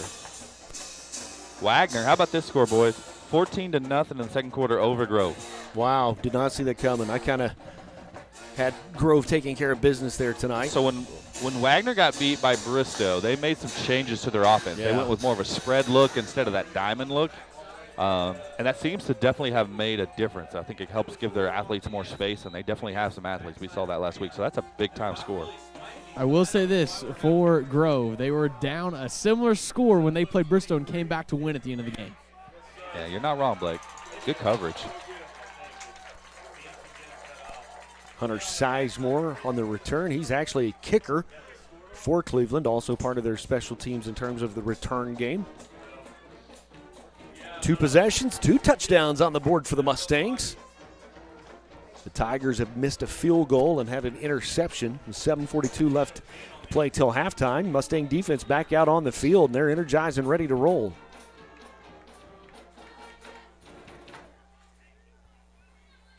Hand off just up the left side, nothing there. Great job by, who was that crashing there? Streeter, A.J. Streeter playing that, kind of transitioning into that safety linebacker slot tonight, rolling up, and boy, he fired in there. He was well prepared and well versed for that play. You're talking about the energy here. You could feel it. We have a lot of energy, and I think it comes to the first drive where we go down and punch it in and score. That does so much and sets the tone for the game, and it translates into your defense. 2nd down 11 is the Tigers are behind the chains. He's under pressure. Got to get him down. Got to get him down. Boy, Wow. 7 guys are going to get their hand on him finally. Patty Miller said enough. I'm throwing you down. Finally, Patty Miller will get him down. They'll lose another yard. 3rd down and long for the Mustangs. Coach Wagner in his pregame interview said, we want to start solid early and build that foundation for the rest of the game. I feel like they've certainly done that tonight. Yeah, and Blake had a good point about us going down and score. That's huge for us to get some points on the board, but holding them scoreless that first drive when they moved down the field and we got that horse collar, I think was just as big momentum-wise. Absolutely it was. And I even felt a little bit different this morning. I think the football team, Coach Wagner, he's always juiced, but the football team, we had morning pep inside, just a different vibe tonight, and it was great. Mustang show blitz. Quarterback sneak to the right. He scrambles a little bit, found his guy. He's going to be close. It's going to be real close. That's something to watch. You know, we had another guy slip. Patrick Miller kind of tried to plant his foot and slipped over there. And again, I think some of that's that natural grass that we were talking about, Blake. Yes, I think it also is, a turf field is completely flat. It's level. And on a grass field, you have a little bit of a crown to let it drain. And so I think between the different you're playing on grass, which is a little bit different than turf. It's a little bit slicker. And then with the crown, it's not a level playing surface. Yeah, you're right. So basically between the hashes, what he means by the crown is built up. There's a rise there and to help that drain. And it definitely is a different field playing on. Ooh, high snap. So the Tigers will complete the first down. Kind of on what was a botched handoff play. They'll gain a couple. Will bring up second down and 8. You know, if you ever watch like an NFL team or a college team, you'll see guys changing cleats out in the middle of the game. You know, we're not going to have that luxury, obviously, at high school, but they're always trying to get the best traction they can. There actually is a difference in grass cleats and turf cleats, like in the NFL at that level. Pass complete. Right side. He's going to break a tackler. Yeah, that's number 83, Gabe Martinez. He's definitely their big play guy, senior wide receiver, defensive back. And you can feel it down there. This is an important drive, and he's trying to take them on the Tigers on his back. Gain of 10 brings a first down and 10 for Cleveland. 2 receivers are stacked to this side of the field. 2 receivers are stacked to that side of the field. That's a formation we've seen guys from a couple of different schools tonight where they just put 2 receivers on top of one another, kind of make you pick the minute that the guy goes who you're going to cover. Handoff up the middle. Had him stopped at the line. He was able to squirt out of that and pick up 5. Yeah, we're getting some hands on him, but we're not getting him wrapped up. That's Caden Reddy, another senior for them. He plays running back and defensive back, and he's going to be one of their stalwarts tonight. We're going to be calling his name a lot. 5 minutes left to play until halftime. If this continues, this might be the quickest half I can remember. They're both running the ball, long drives. That clock's running. It's not stopping. They have everybody in tight. Got their tight ends closed. Quarterback's going to roll to his right. Don't throw it away. He'll throw it away. And they do a good job in that tight formation they throw it out of that tight formation. I know most people run it out. They throw it out because it challenges you to get lined up and pick the right guy. And they're weaving in and out of there, and they kind of want you to get lost in the wash, so to speak, and someone to pop open. But we did a great job there. They were trying to hit 83 on a big play, and Joseph took that deep kind of out away from him. Big third down. 3rd down and 6 on the scoreboard with 4:37 left to play till halftime. 3 receivers are to the wide side of the field, which is closest to us. Well, that was kind of a pick. How about Let's that? Go. Streeter for his 2nd interception of the night. If he can make that guy miss, this could be a pick 6. He's down to the 10, to the 5, into the end zone. Stampede, touchdown. Let's go. You like apples? How do you like them apples? I like the fight song, baby. That's just another example of forcing them to throw the ball when you want them to throw the ball. They had no option. 3rd and long. They're going to put the ball in the air. He got some pressure. He tried to rifle it in there. Bounces up in the air, and then Streeter, again, one of our big-time playmakers, making a big-time play. That's his 2nd interception of the game, and he took it to the house. Blake had hit. Blake, wasn't he your player of the game or who you got? Yes, he was. And I think he's just showing this new type of role they've got to play. And it's got him set up to make a lot more plays, and he's showing that he's responding and taking advantage of all those opportunities. So his 2nd interception on the night will actually be a pick 6. Mustangs will jump on top 21-0 with 4:28 left to play until halftime. Guys, you've scripted a perfect first half. So far we played really well, and I'm kind of geeking out. This is just a fun old-fashioned look stadium. You got the grass. We're kicking extra points. It's landing on top of the roof over here. It's just cool. It's a lot of fun right now to be a Mustang. Something else to mention about AJ, we've not only seen him have success as far as in the defensive back role there in his 2 interceptions, but we've also seen him a couple times flying downhill and making tackles on runners. And so I think that's just his new role in this defense, and Coach Rowe's doing a great job of utilizing his talent. Absolutely. So Jackson Burchett set to kick it away, and he's only gotten better his kickoff duties as the season has progressed. They're just going to fall on it about the 26-yard line. A flag will come in. Don't know if that'll be a late hit on the Mustangs, but it might not be good news. Blake, I don't know if you saw what you. I think they're going to call that on Gavin when he hit him late there. I mean, that was no ill intentions. I think he was going for the football, diving in there because that's a live football, and after it goes 10 yards, the kicking team can actually recover that. And so I think that's just an effort to play, go for the football, and it's an unlucky break for us. So personal fouls, 15 yards. Want to say a big thank you and something kind of cool, too. The guy that actually makes it possible for you to see the games tonight, our camera guy, Brett Wigington, had a birthday yesterday. So, Brett, personally, from my heart, I want to be the one to say thank you. Big high five from me. Appreciate Brett and just his faithfulness. Man, he's been with us for 3 seasons now, and I think he started when he was 2nd grade running the camera. And happy birthday to Brett Wigington, our camera guy.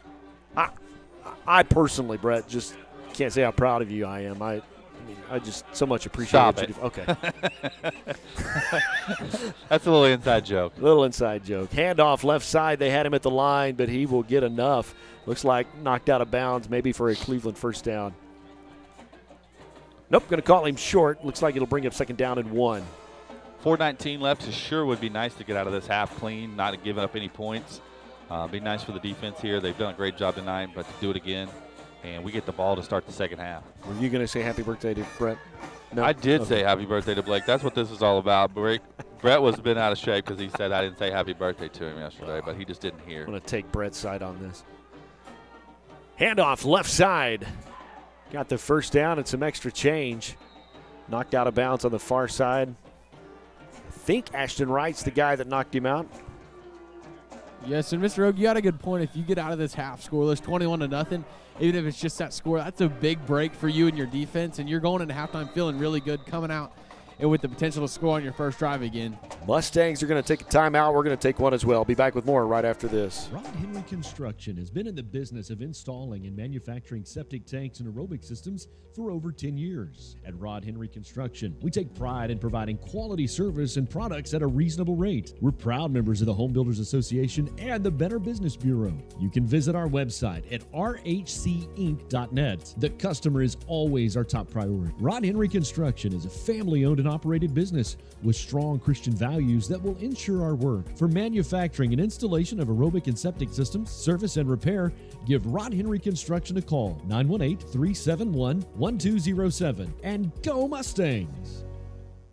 People start something great in their 40s and 50s. Getting your retirement savings on track is no different. Go to aceyourretirement.org, and in 3 minutes, you'll get personalized tips to help boost your retirement savings. That's aceyourretirement.org. A message from AARP and the Ad Council.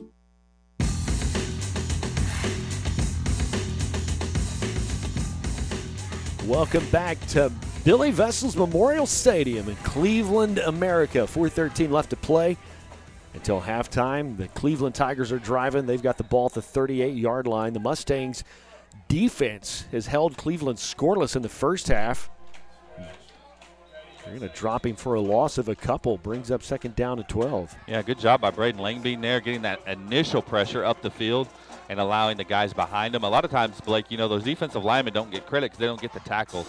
But they're eating up guys and letting the playmakers behind them make plays. That's absolutely true. The defensive linemen are allowing, just like you said, the linebackers and the safeties to make the tackles. And they're doing a great job tonight of firing off the ball and blowing up the line of scrimmage.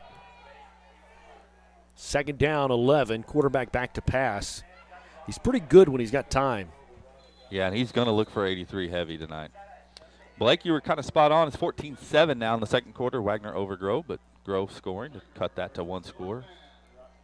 Martinez, the receiver. 1st and 10 for Cleveland as the ball spotted down about the 26, 27-yard line. Podo, we mentioned earlier, big time, number 2 in 4A. 28-0 in the second quarter over 6-2 Fort Gibson. Cushing, one of our new district foes next year, is ranked 4th this year. They're 7-1. They're winning 21-7 over Ada. Quarterback keeper up the left side, stay on his legs. Good carry. Looks like maybe gain of 9. If he doesn't get the first down, he may be close. Clock's running under 3 minutes. Definitely don't want, momentum-wise, to give them anything going into the half. 2nd down and inches. 2:51 left to play. The clock continues to tick. Mustangs show blitz, handoff left side.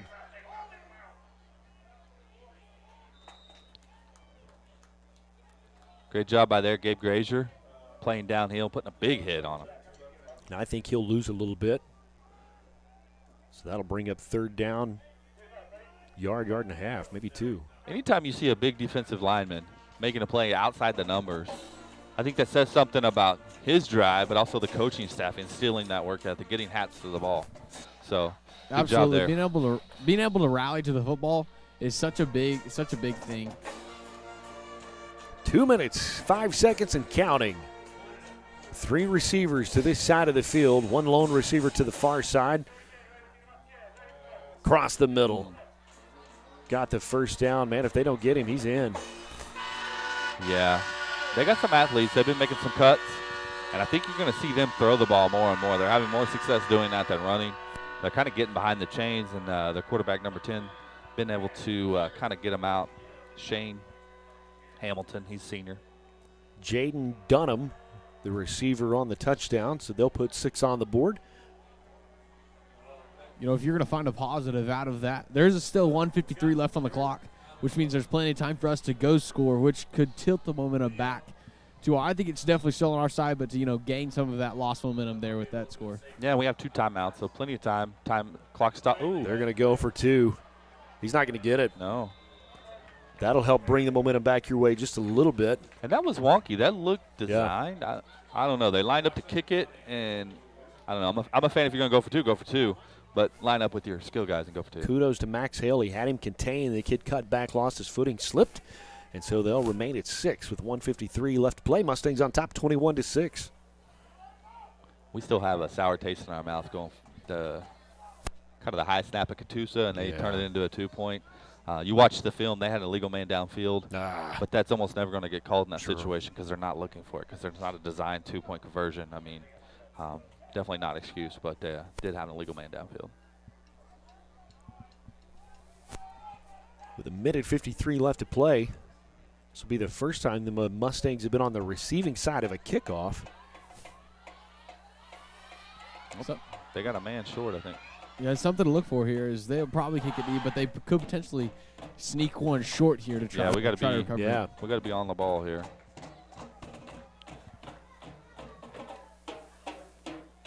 We have kind of less big guys on a kickoff return team than normal.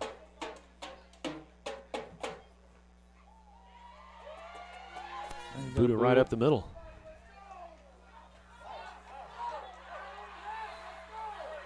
Boy, if he can get a seam. Yep.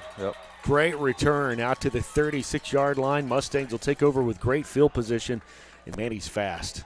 Yeah, that return sets it up. You know, there's a minute 48. He's able to get that out to past the 35. And just some great blocking there by the kickoff return team. And like you said, he is quick and fast and was able to exploit that.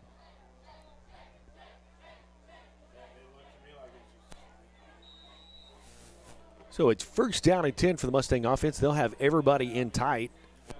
JoJo just going to keep it. First down is going to move the chains, stop the clock. That'll stop the clock. First and 10. Wagner's getting the play in. They're probably going to want to go fast. Absolutely, especially getting that first down. We're already almost to midfield. Still a minute 39 on the clock. Something to note, a good job of Joe making a good decision. Braxton Moore, left side. He's got 7, knocked out of bounds, which will stop the clock. Good job. He'll hit the ref in the face with the ball. Good job blocking there. I believe that was Ashton Wright blocking out wide, able to get him 8 yards and get him to the sideline, stop the clock. Minute 29. Second down and 2. We're already across midfield, so. Clock is stopped with $1:29 on it. Braxton Moore to the far side. Streeter to the near side. Under some pressure for Joe. First down. And that's important, not only to make that catch, that's a good catch, but we had 3 guys in our face, and for him to be able to keep his eyes down the field and hit him perfect, get the first down, that stops the clock. You don't have a big negative play, and we're off and moving again. We're already to the 40-yard line. Pass complete to Ashton Wright, I believe. No, I think that was Gavin Salt. Was that Gavin Salt? All right. H-back. He's getting the nod starting H-back. He's open again. JoJo going to keep it. He's down to the 30. Going to cut back inside. He's to the 20. Knocked down the 19-yard line. The Mustang offense, another first and 10. Great job, and we haven't used the timeout, and this is some great clock management. We're getting big chunk first down, stopping the clock, getting out of bounds.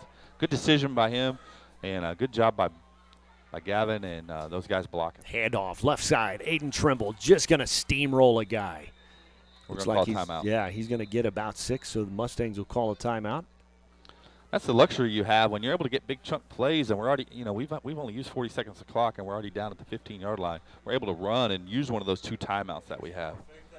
Boy, gain of 7 sets you in great position. 58 seconds left to play till halftime. The Mustangs will take a timeout. We'll take a quick one as well. Be right back. More right after this. People start something great in their 40s and 50s. Getting your retirement savings on track is no different. Go to aceyourretirement.org, and in 3 minutes, you'll get personalized tips to help boost your retirement savings. That's aceyourretirement.org. A message from AARP and the Ad Council.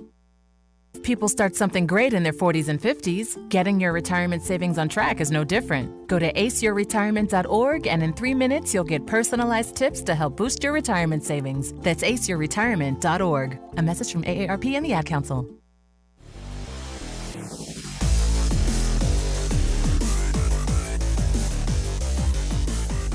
.58 seconds left to play till halftime. The Mustangs are knocking on the door in the red zone. It is second down, long 3 for the Mustangs. And we've moved the ball down so effectively, everything's on the table. You can run here, you can pass here, you can do whatever you want. Cleveland showing blitz. Joe got all kinds of time. He's going to catch Streeter. Get knocked out of bounds. I think just a little bit shy of that first down, but he did go out of bounds, which will stop the clock. Ball spotted down at the 11-yard line. I bet you see us run here. Kind of a 2-for-1. I bet we don't kick a field goal regardless of, unless we get a big negative play here. Play only took 3 seconds off the clock. You still have a timeout in your pocket. Man in motion. Joe up the middle. Think he'll get the first down. He'll get down to about the 7-yard line. Great job by Joe pulling that. Read the defensive end there. That was the proper call. First and goal for the Mustangs. Trimble up the middle. Down, boy, I think to about the 1-yard line, maybe the 2. 45 seconds, plenty of time. We don't have to rush here, plenty of time. Second down and goal. Handoff up the middle to Trimble. He's going to knock a guy backwards into the end zone. Touchdown. Stampede. Touchdown. Wow. Great job by the offense there. Great job with Wagner doing on the play calls, Coach Wagner. And going quick there as they strike up the fight song again. I hope the band brought refreshments tonight. They were not. Their defensive line, Blake, was not set, and so we're going to be able to get some great push on that defensive line when they're not down. Yes, that's right, and I think that's one of the biggest reasons Coach Wagner trying to go fast is when you get a defense, they're kind of in shambles. They don't know where to line up. They don't know which guy they got, and it really allows you to get those big chunk plays like that. And we move the ball to probably the best we have all half. Yeah, kicking it off the roof again. The Mustangs have been perfect tonight in their PAT game. So the Mustangs are on top, 35-6. You know, you think of our district, we have a lot of fun, quirky road trips. Yeah. This is a fun place to come, I think. Yeah. Old school stadium, doesn't set down by the school. Their football team actually dresses and buses over. We're kicking it off the off the concession stand. You know, you go to Miami, you're playing at a college stadium. It's just a fun. This is a vintage feel to it. I mean, we're I think probably on what's the old homestand side, and looks like it's a stadium that was built probably in the WPA program, so it's kind of got a historic feel to it. Okay, is the scoreboard correct? Is it 28-6? It's 28-6. Okay, scoreboard's been a little bit behind on things tonight, so my apologies. I said 35-6, but the scoreboard's correct. Mustangs are on top, 28-6 with 35 seconds left to play as Jackson Burchett is set to kick it away. Kind of a squib kick down the middle. He's just going to lay on it at the 32-yard line. So Cleveland will take over 1st and 10. Be curious if they'll take a couple of shots at it. I would bet they would. They kind of have, they're down 3 scores, kind of have nothing to lose, especially when they kick the ball off to us in the second half. And the way they were able to hit some big chunk pass plays, this half's not over. We need to make some plays here and make some tackles and get some pressure on him. We haven't really dialed up a lot of pressure, and that's been able to kind of keep the pocket clean. He's been able to make some plays. Be curious how close they'll play the safeties in. Looks like they've got Streeter pretty close. Here. A little bit of a reverse, but it was read by the Mustang defense reverse under pass pressure. Right here. You can hear the coaching staff. Yeah, our coaches are hauling for intentional grounding. There's no one over here. There. I think they're going to say that number 3. I mean, he was out here by me. I don't know if you can see me, but yeah, he was down at the pretty far away from where that football was thrown out of bounds. But I think they're going to give him credit and say that was his intended receiver. Guys, the officials are doing a good job tonight. But can we just say that guy's 30 yards away from the ball? Sure. Minimum. Minimum 30 yards. And, again, that's just one of those funky formations, double reverse pass to the QB. I mean, just silly. And we did a great job there. So. Throwing everything at you with 27 seconds left to play till the halftime. Mustang defense, 4 down linemen. They're going to roll that quarterback out. He likes to scramble. There's laundry on the field. He's going to throw that away. Again, there's no one within 50 yards. You see the Mustang and the crowd's going crazy. Now you're going to get your intentional grounding. I think Coach Wagner lobbied for that because there was 2 in a row. And actually, we've got 2 flags down on the field. Maybe you got to hit it twice to get it. But hopefully holding on the far side. That's what it looked like to me. And so what we don't want is a kind of a 1 penalty on each the team defense, sort of right? situation. Yeah. So they're going to come probably talk to Wagner and ask which one he wants to take.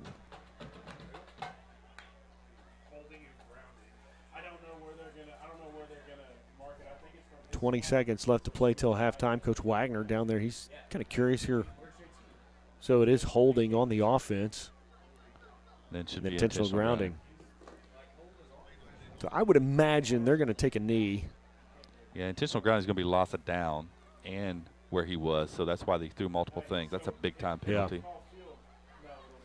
I actually think that was a little bit of an odd intentional grounding call because he just threw it over. They ran kind of a little out route there, and he threw it over the head of that guy. Now, granted, it was high and it was out of bounds, but Blake, we don't need you to speak reasonable, okay? We're unreasonable. I'm saying it's odd that they called it on that play and not the play before. Yeah, like I would if those roles were flipped, I could understand, but it seems like that there was a receiver much more in the area on that play. So I think it had probably a cumulative effect. Yeah, I think the one before is what got you the intentional grounding on this play. It's like, man, I probably should have thrown that flag this time. Well, this one looked just like it, and so. And here's the thing: if they knee on the ball, do we call timeout to make them punt it? I think we do. I think you want to get the ball back in Streeter's hands. Absolutely. I mean, Streeter and anything can happen. I mean, in the NFL, you see bad snaps, you see blocks, you see lots of things. But first and foremost, we got to get the stop here. Yes, but the ball in A.J. Streeter's hands, I mean, anything can happen. You saw him take it back on the pick, make it a pick 6. So they have had some big chunk plays tonight, so we want to make sure quick screen pass, bam, hit right there. Number 22 nice job. We're calling for the Mustangs. Yes. Big-time hit there. Jaden Tanner for the Mustangs. And, again, that's just another example. I guarantee you we watched that play 15 times on play. We got a backup guy in there, makes a wonderful play on the ball, and immediately wraps him up, and that's Jaden Tanner, freshman. Big-time play there.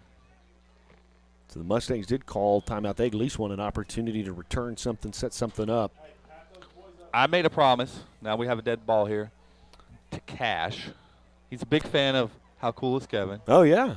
And he also is our top salesman for the Ag and doing the blue and gold. He's been the top salesman the last 2 years. He's a big fan of How Cool Is Kevin? Bussin', no cap. Bussin', no cap. Have you seen the sign on 244? Gosh, I think it's like Sheridan, yeah, anywhere. 244 where it says bussin'. We were going that way. My daughter goes, that's the coolest sign, bussin'. Oh, that's just fun. That's just fun. And speaking of Ag, I know we're going to profile them a little bit later, but just another big week for the Ag program. You know, a lot of my friends, I post things on Facebook. They're like, man, is there anything you guys aren't good at? No, we're pretty much good at a lot of things. And it makes it a lot of fun. It's challenging because we do so much, but it's fun to see kids get opportunities to shine. A lot of fun stuff to talk about at halftime. Maybe we can interview the mayor. Yeah, probably not. Yeah, how many coaching staffs have the mayor? Oh, we didn't touch it. Oh, yeah, I don't know where. Yeah, official saw that. We're fortunate there, but that's why you make them punt, because anything can happen, including running to your own guy there. And I bet you see us take a knee here and be happy to go in 28-6. Had they run into us, that tacks 15 on. And that changes everything. Yeah, you're setting in great field position. From the spot, roughly midfield, 15 yards now we can throw it in the end zone. But, right. 4 seconds on the clock. Coming up halftime, we'll do our best to visit with Grant Merrill.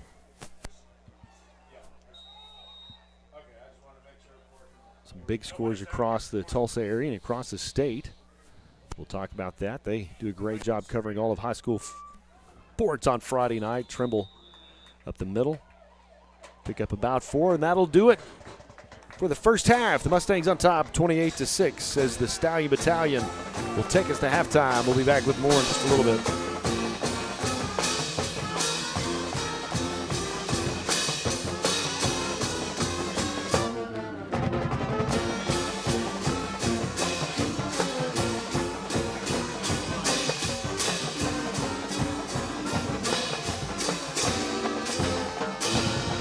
And let's go to the field. Blake's got the head coach, Darren Wagner. Take it away, Blake. All right, Coach, so we had a pretty good half. What do you think going into halftime? Nothing. We've been here before, so we better come out and be lighting people up on the first drive. We get the ball, we need to go make a statement. Right now, we shouldn't have given up 6 points as it was. I felt like we took a timeout on that possession, tried to regroup. I felt like we were slacking off a little bit, kind of losing our intensity. It was a really good 2-minute drive. I think we had 1:51 on the clock or something when we got it. So we compressed it and ran some boot stuff we hadn't shown. They got underneath everything, and Joe was able to run it 2 times and give us a chance. So we got to have a strong third quarter. We've been here. We got to finish the deal. Thanks, Coach. And I couldn't agree more because, gentlemen, this feels a lot like that first half at Catoosa. I didn't want to say it, where you were on top 20-0. Only one thing went wrong in that first half, and that was a missed PAT. So I love the way that Coach Wagner's thinking, the way he's processing, that we've got to come out and act like it's 0-0 and continue to dominate this football game. Absolutely. You're going to see the coaches before every half. They kind of talk to themselves before they go in to talk to the kids, and I guarantee you they're going to come with the same message, 0-0. Let's come out with that first possession. Let's go score. Let's don't let up. Absolutely. Blake, your thoughts? I think that Coach Wagner hit the nail right on the head. I think that the first drive, how we respond coming out of the locker room into the third quarter, is going to be huge for us and is going to set the tone for the entire second half. We're going to take a quick timeout. We will be back with more of the Mustang Halftime Show right after this. You deserve a bank that understands how hard you've worked to get where you are and how hard you're still working to keep things going. Life and its circumstances and challenges is what makes all of us who we are. At Armstrong Bank, we'll always roll up our sleeves and work right along beside you, generation after generation. Armstrong Bank, for more than 100 years. Let Advanced Homes build your next dream home. At Advanced Homes, we embrace your individual style and work hard to design a home that's perfect for you and your family. Our team has an expert ability to take your individual ideas and build the blueprints that will become your dream home, built just for you. We don't just build houses, we help you build the home you've always dreamed of. From the simple to the lavish, we've done it all, and we can help you every step of the way. Visit our website, advancedhbi.com, or call us today, 918-855-6597. Advanced Homes, building your dreams. Rod Henry Construction has been in the business of installing and manufacturing septic tanks and aerobic systems for over 10 years. At Rod Henry Construction, we take pride in providing quality service and products at a reasonable rate. We're proud members of the Home Builders Association and the Better Business Bureau. You can visit our website at rhcinc.net. The customer is always our top priority. Rod Henry Construction is a family-owned and operated business with strong Christian values that will ensure our work. For manufacturing and installation of aerobic and septic systems, service and repair, give Rod Henry Construction a call, 918-371-1207. And go Mustangs!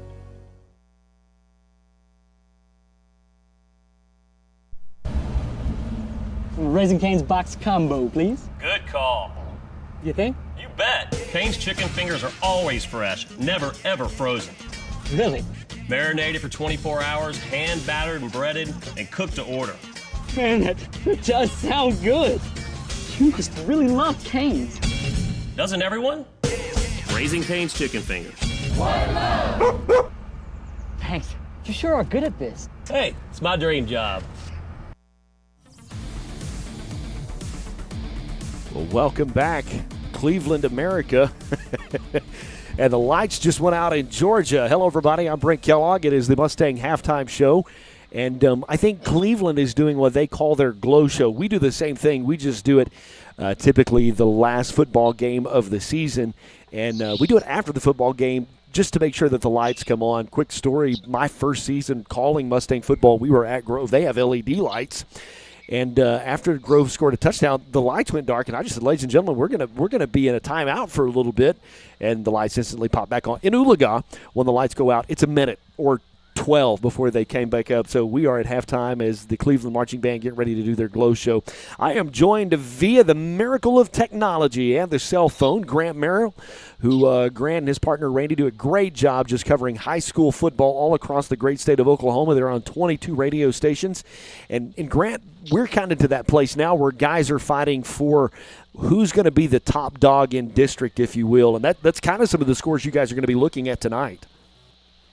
Well, first of all, I thought when you played, but I didn't realize that it was high school football night. Yeah, we're getting to that point where it's all, and you know, it's tonight's probably going to be the biggest listenership of the year on shows like ours, just because of the fact that everybody wants to know what it's looking like, and so we're going to have our and advocates as best we can, who's going where and what that's starting to look like. Well, my apologies, Grant. You are actually on the turnpike, and well, it's easy for you because you're sitting in traffic. There's a wreck on the turnpike somewhere, so you just stop. But you're also in that place on the turnpike where you're bouncing between cell signals. We're getting a little bit of what you say, so we're just going to hang with it here. One of the scores that's kind of interesting, McAllister, number 1 in 5A, they're at Shawnee tonight. Shawnee, they're 4-4, but it's an interesting score. McAllister doing what they want to on top, 18-6. But I think a lot of folks have McAllister and Collinsville. They're kind of watching those scores tonight because both of those teams, I would anticipate, make it to that gold ball game in Class 5A. You know, that Collinsville Pryor game is one that we've been watching and that we'll continue to try to get a report.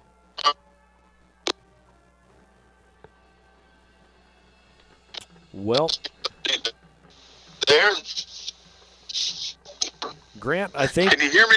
There, yeah, if you'll stick your tongue out when you talk, maybe, I don't know, stay on your left foot. So, hey, we have pretty much lost your coverage, Grant. We'll try to catch up with you in a little bit, my friend, but we're going to go to another timeout break. We'll be back with more right after this. Don't go anywhere. Protect her home and family in a disaster. Karen was willing to wade through water, mud, and insurance paperwork. Yeah, I can do this.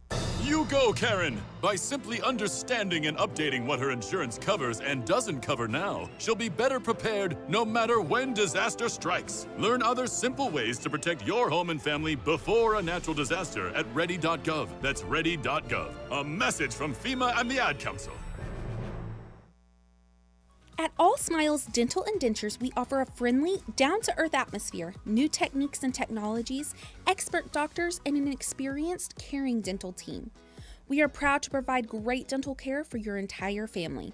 Your smile is often the first thing people notice and the one thing they remember. We'd love to work with you to help you keep your teeth and smile for a lifetime. We offer complete dental care for the whole family, from preventative dental care, cosmetic and restorative dentistry, pediatric dental care, dentures and partials, sports mouth guards for your athletes, and more. Please call today to speak with any member of our team regarding questions you may have or to make an appointment with our gentle and elite doctors. You can also request an appointment online at allsmilesdentalanddentures.com. Dr. Garrison, Dr. Allen, and our entire elite team look forward to providing you with the excellent care that you need and deserve. Give us a call today at 443-9900 for your next dental appointment. All Smiles Dental and Dentures, conveniently located just off of Highway 169 in Oologah.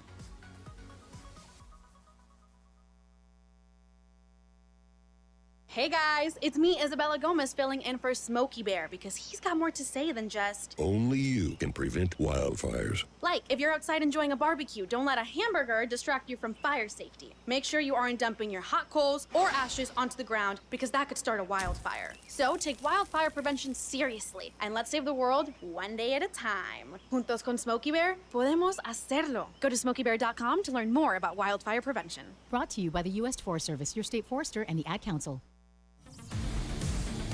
Welcome back to the Mustang Halftime Show. Hello, everybody. My name is Brent Kellogg. I'm joined one more time by Grant Merrill. And Grant, maybe you got your antenna sticking out. Maybe we can pick you up. He is en route to Oklahoma City, where he and his partner Randy do a fantastic job covering scores all across the state. And so maybe some games tonight, Grant, that you guys are kind of curious to see how they play out, because I think this is kind of for pecking order who's going to finish in that top spot of district play. Is there anything you're interested to see how it plays out tonight? 5A is the biggest interest for me. Collinsville and Pryor, as we talked about, I think you told me Collinsville was up 42-8 in that one. McAllister and Shawnee is always interesting, because Shawnee is one of those teams that always seems to jump up and bite somebody, as they did a couple of years ago. I mean, they were like, kind of a spoiler for somebody. And it's just one of those things where it's all down to, for all the marbles, when you start getting in week 10, and we're going to have a lot to talk about. We're going to really be trying to determine who's going where at this point in the season, beginning tonight. And so I'm going to have to rely on that algebra that I never paid attention to probably figure some of this out. Yeah, some of these get interesting because you get into point differentials and things like that, and we're a little bit in that situation. Well, Grant, I hope you make it to the studio on time. 22 stations across the great state of Oklahoma and even peek into Arkansas. It's the Oklahoma Preps post-game show, and Grant and Randy do a great job. My friend, we will chat with you in a little bit. Well, I've gotten off the turnpike, and I'm now in downtown Luther, trying not to get pulled over by their local constables. So pray for me, wish me luck, and I'll talk to you. We'll talk to you in a little bit. We'll be back with more of the Mustang Halftime Show right after this. Melissa from Michigan. I work an extra part-time job serving lunch at my child's school, but I still can't afford to put food on our table. Daniel from California. Choosing whether to pay the rent or pay to fix the car to get to work doesn't leave us with much at all. Now we can't even pay for meals. Hunger is a story we can end. End it at feedingamerica.org. Brought to you by Feeding America and the Ad Council. To buy your home, you became a house hunting ace, learned about loans, scoured neighborhoods, and asked the right questions. Now you're queen of your castle. If you manage that, you can get your retirement plan on track. Visiting aceyourretirement.org can help. With 401k tips and smart saving strategies, you will feel empowered to own your retirement like you own your home. Go to aceyourretirement.org, because when it comes to clearing financial hurdles, you're an ace. Brought to you by AARP and the Ad Council. Okay, men, this is your time. Maybe you didn't choose this, but you're here now. You're gonna go out there and be an all-star caregiver. Cook, clean, be there emotionally and physically. You gotta dig deeper. Drive them to physical therapy, doctor's appointments, because that's what caregivers do. Don't give up. Show the world that you're tougher than tough. Caregiving is tougher than tough. Find the care guides you need at aarp.org/caregiving. Brought to you by AARP and the Ad Council.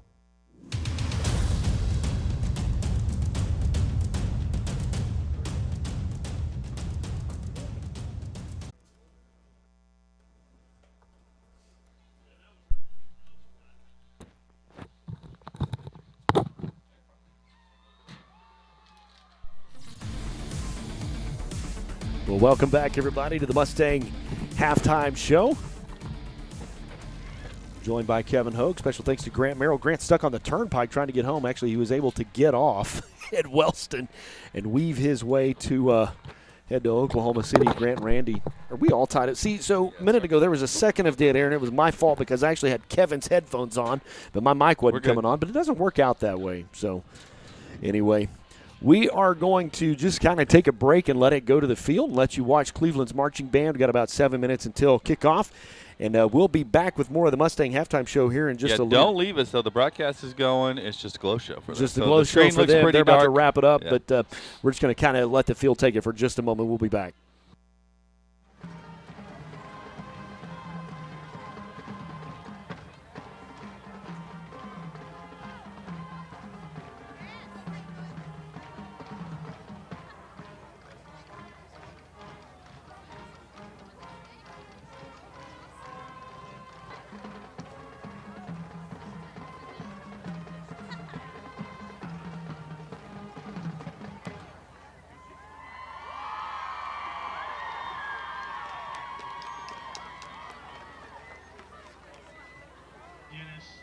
Malone, make your way to the press box, please. Dennis Malone, make your way to the press box.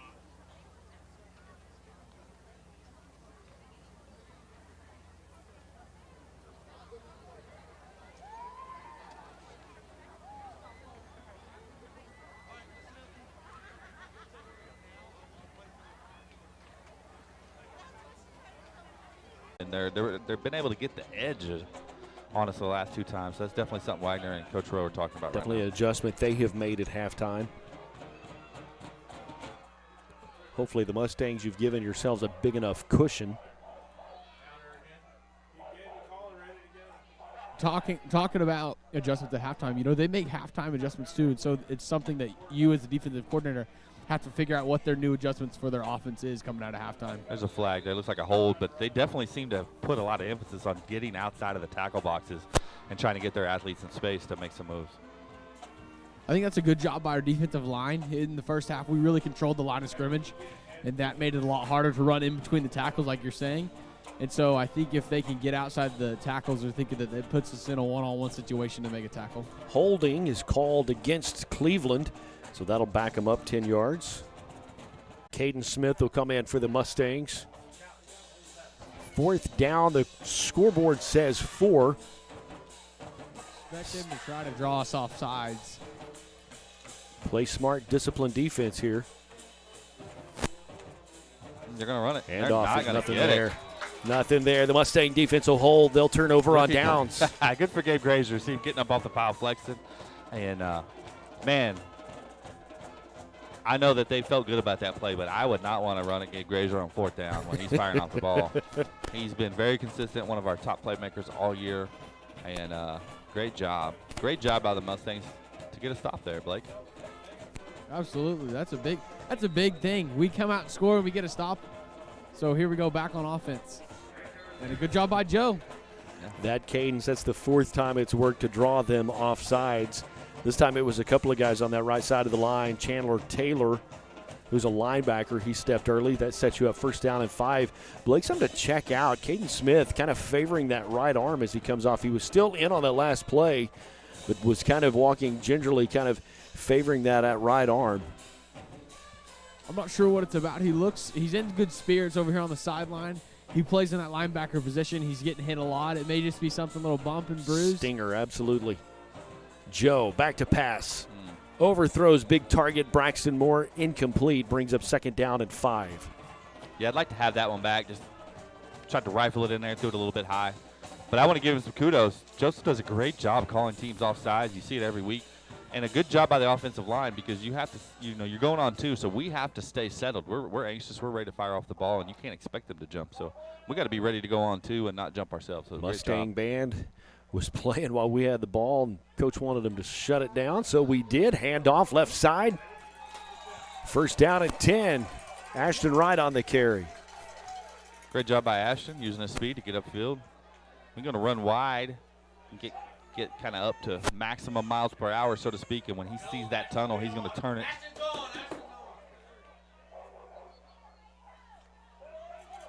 Handoff left. Boy, he was hit hard. Big time hit. Looked like number 5 for Cleveland. Chandler Taylor. Junior running back linebacker put a big hit. Gain of 1 on Nate. Brings up 2nd down and 9. Mustangs will just go into a tight bunch. Check to the sidelines. Make sure they've got the right play called. 8:30 and counting in the 3rd quarter. I like to see us kind of throw one out of this tight formation. Yeah, it looks like he's there. Joe's got some time. Headed to Streeter. Make the catch. Or did he drop it? He dropped it. Good job by being physical by their cornerback. That was just a good play. No foul there. And just created some space and just dropped it. But good ball there. Maybe a little underthrown, but that always gives you a chance when you underthrow it. My apologies on missing that. There's a 2.5-foot chunk between windows that I have to jump to. So from the time I could go from window A to window B, he had dropped that. So yeah, you aren't lying. There's a big piece of plywood there. It was definitely a tough catch for AJ to make. One we've grown accustomed to him making. Screen to Trimble to the right side. If he can make a man miss, but he didn't. 3rd down and 9, not going to produce much. Brings up 4th down for the Mustangs. I think you're in go-for-it territory here. You're on their side of midfield. No, looks like we're going to punt. We've taken Joseph off. Got Jackson Burchett out. I don't know. We got another new little wrinkle here. Doing that lineup funky, and Cleveland wants to take time out and talk about it. We'll take one as well. Be back with more. Raising Cane's box combo, please. Good call. You think? You bet. Cane's chicken fingers are always fresh, never ever frozen. Really? Marinated for 24 hours, hand battered and breaded, and cooked to order. Man, that does sound good. You must really love Cane's.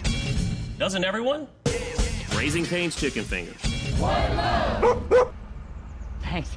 You sure are good at this. Hey, it's my dream job. Well, it's become one of my favorite segments of the week. While we're in a timeout, maybe we can get one of our How Cool is Kevin words in. How you feeling? You feel good tonight? I feel great. All right, so it's 4th down. The Mustangs going to punt, going to go for it. We're going to watch that. But we also want to get our first How Cool is Kevin in. And so if you're first time watching, Kevin Hogue is our high school principal, so he spends a lot of time with our students. And here's a lot of words in the hallway. So this is kind of crazy here. Yeah, another new wrinkle and nothing else. You've made them burn a timeout. Oh. I think that probably a little Mustang bound. Played they wanted it to. So go to the 36-yard line. Cleveland will take over 1st and 10. So here's your first word, fire. Oh, that's fire. That means it's like super awesome. It's fire. Like the game's fire right now. We're doing a great job. All right. Drippy. Drippy. I think we've done drippy. I don't think we've done drippy. Okay. Drippy is like you refer to your clothes as drippy, like you got a nice fit on that night, you got a good outfit going, and you're looking good. It's drippy.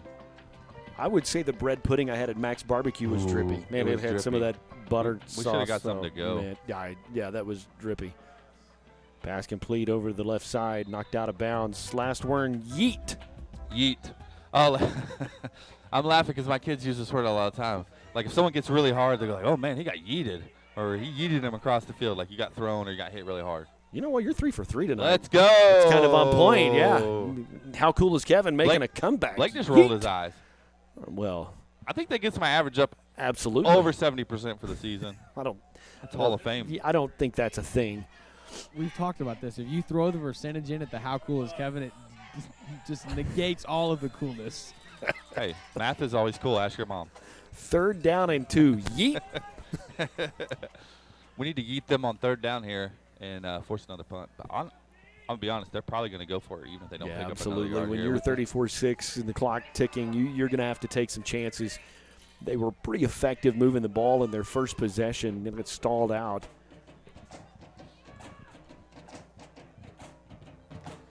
The Mustangs jumped, give them that first down. Boy, you're going to want that one back. They've been able to do that to we've been able to do that to them all night long, and finally we bit. The right side of that line will jump. Yeah, that's a freebie. Cleveland Tigers said turnabout's fair play there. We've got them 4 times, like you said, and it's their first time to get us. So 1st down and 10 for the Tigers. Quick screen pass to the far side. Will be set up with some pretty good blocks. Mustangs will drag him out of bounds. Yep. Good gain, but a good job by Ashton Wright. They had that blocked up pretty good. He was able to get over there and get him out of bounds and stop him short of a 1st down. See Brady Evans in the lineup for the Mustangs over there. Yep. Playing some right defensive end, maybe rolling in as an outside backer, playing on the line of scrimmage. Ashton Wright, JoJo, and coverage on the far side. See Jaden Tanner out there, too. He's a big-time future Mustang. Hand off the right side. Going to just drag him down, but it's enough for the Cleveland 1st down and 10 as they'll move the chains as he gets down to the 39-yard line.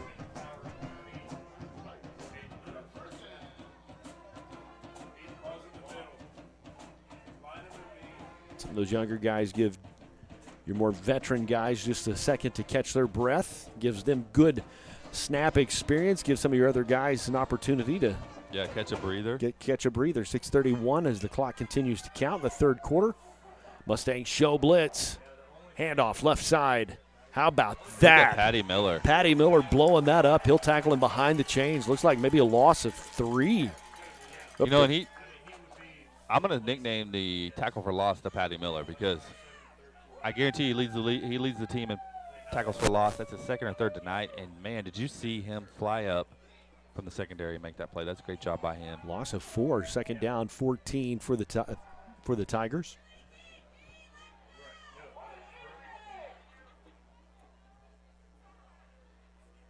Two receivers to the far side. Number 83 is a favorite target of their quarterback.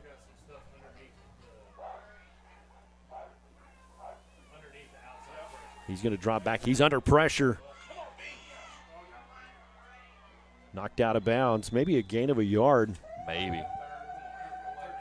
Braden Langman, boy, had pressure on him. If he could have got a hand to him, he was going to drop him for a 3 or 4 yard loss. Yeah, and you see Braden, he's able, we saw it against Wagner even. He's able to get in the backfield and be disruptive.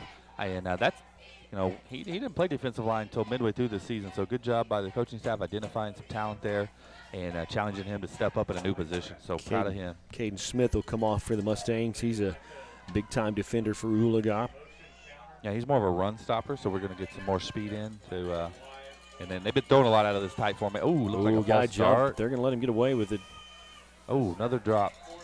In and out of his hands for the second time tonight. Number 14, Julius Garrett. He's been targeted a couple of times. Yeah, the Tiger quarterback, Shane Hamilton, does a good job. He's really accurate on the run, which is harder than it looks, and he's going to be frustrated with that one. Big-time fourth down play for the defense here. Get another stop. You're looking at 5.5 left to go in the third quarter. And clock ticking. Now you hear one of those new songs by the band, Scooby-Doo. They played it this morning at Morning Pep. If you're not familiar, we do Morning Pep every Friday morning. The band, the cheerleaders, the football team. It's just a lot of fun. It's a tradition at Oologah High School, and it's great. Quick across the middle. He was met. Dropped it. Incomplete. Mustang defense will hold on 4th down and 10. Gives the Mustangs a 1st and 10. And, Blake, that's the same exact play that they ran earlier down there on your end of the field when Jaden Tanner met him with the ball. And so that's definitely something we've seen, and we're well coached and well versed on that play. Yes, it is. And Coach Rowe's done a good job of having those guys in position to make a play. And then our players have done a good job of executing when they're in the right spot. Yeah, you still got to make the play even though you're prepared. So good job by them. So I'm not really sure what just transpired. All right, so they moved the chains. They had to take it back to the original spot. Ah, gotcha. Because incomplete. That's what transpired. Handoff. Going up the left side. Hesitated. Got the 1st down and 6 more. 1st and 10. Big-time chunk play by Ashton Wright. 15 yards. Quick check. Wagner still over Grove, 20-7. They're showing that game still at half. Mustangs have not thrown the ball a lot tonight. Haven't had to. The run game's been effective. Big night for Ashton and Aiden Trimble. Trimble's in the backfield for the Mustangs with A.J. Streeter, the lone receiver. JoJo back, looking for Streeter. He's got it into the end zone. Stampede, touchdown. And there's laundry on the field, so it's going to come back. Hold. That gum. Hate that for A.J. and Joseph. Good ball there. Not sure who that was on, but that's a big-time play. Not only does it take 6 points off the board, they're going to go back 10 yards. It's going to be, first and 20? And you're not going to see any argument. That was, if you were watching on TV, there was a hold on the right side of the line. First down and 10. You convert, get a touchdown. Good Lord Almighty. Yeah, that's 10 yards from the spot of the foul, and he was behind the line of scrimmage. So you do a pass drop or pass set, you sometimes can be 5 yards deep, and so you're looking at 15 yards, and you can see Wagner going, how is it a 20-yard penalty? Yeah, exactly. He's like, guys, I'm not good at math, but I thought something was wonky on that. Now they're going to walk it off again. They're recalling and walking it off again, and it's hard when we drop back to pass, and the line does a really good job of blocking for that long. But as the longer that play goes and Joe sits in the pocket, the longer those guys have to block and contain those DNs, and sometimes they can slip outside, and after 5 or 6 seconds, that's when your holdings tend to come. Mustangs are making some personnel. Yep. Freshman Brad Hoisington going in. Spelling Braxton Moore. Done a good job tonight. You got Jackson Burchett this side. Hoisington will go in motion. They'll hand it to him left side. He'll get some of that penalty yardage back. Looks like maybe a gain of 7.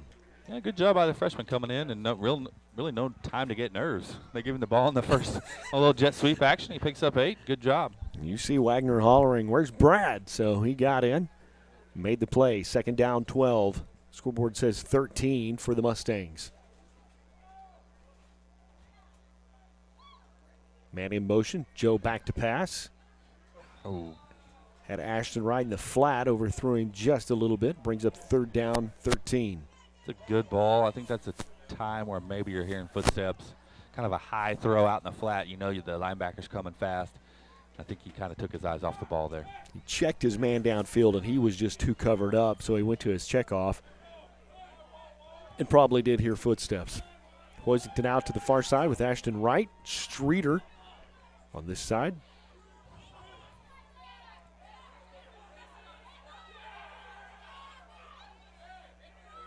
Joe back to pass, under pressure. Way overthrows Hoisington. Incomplete. I think that's a result of, looked like some miscommunication, but a result of some pressure. And as well as we played tonight, as well as we played on offense, Blake, you see when 1st and 20 is going to limit your effectiveness, even when you've played well and you get a lot of it back on 1st down. Yes, when you stub your toe on 1st down and get into a 1st down and 15, 1st down and 20 situation, it really hurts and takes away all your momentum you've built up on that drive. That's what's tough. We're 4th down and 13, sent to punt it away, and we took 6 points off the board. Penalty that just shot you in the foot and took a touchdown off the record books. We do have a chance, so with our field position to potentially pin the Tigers back deep. It's like a good punt. Is that nope, it's our 2nd punt of the night. Mustangs will get to it. Down at about the 2, so how about that? Our punting has been up and down, let's just say, this season. So that's a great punt down to the 2. And a great job by Morrow there. Let's talk real quick about one-act play. They've been busy this week. You took a road trip to Oklahoma City. Yeah, Choctaw, which is where we actually compete in 5A with the one-act play. So we're competing up and have to qualify to make it. And we just finished out of the top 4. We finished 5th, and they just did a tremendous job. That's Mrs. Denslow. And they performed really well, really enjoyed the play, thought they did a phenomenal job. And you see there on the screen, we had 3 all-state actors or actresses, more than any other program there.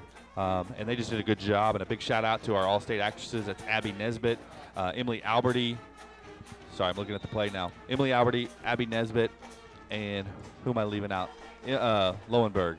Legacy Lowenberg. She did a phenomenal job, and just a shout-out to them. And like I said, we finished 5th in the state in one act, but had 3 all-state actors. Boy, they gave them the spot of a lifetime. His knee went down the other side of the 10, but they gave him a 1st down and 10, so the Tigers are out of their own end zone. 1st down and 10. Quarterback's just going to keep it. Not much there. And with the one-act play, Mrs. Denslow, we've been in the state tournament every year I've been here but one. She does a phenomenal job. So the one-act, you take a big play and you kind of cut it down to meet your needs. It has to be no more than 45 minutes, and you only have 15 minutes to load your stage. Oh, wow. And so we had a lot of props yesterday, including real iced tea. And so just a phenomenal job, even by the ones that weren't. You saw the first picture there. That's everybody. The people doing costumes, the people doing makeup. And I know she had a lot of fun with that group, and they work really hard, and they do a good job. Screenplay off to the left side. He'll gain 3, brings up a 3rd down and 4 situation for the Tigers. 3:07 and counting left in their 3rd quarter.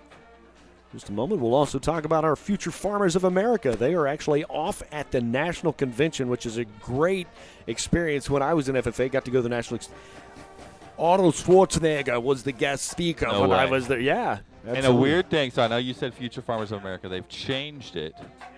It's just a blank acronym now. Just FFA. Okay, my apologies. That's this. And I think they've done it to be more inclusive. And I think about my own daughter. She doesn't have a pressure.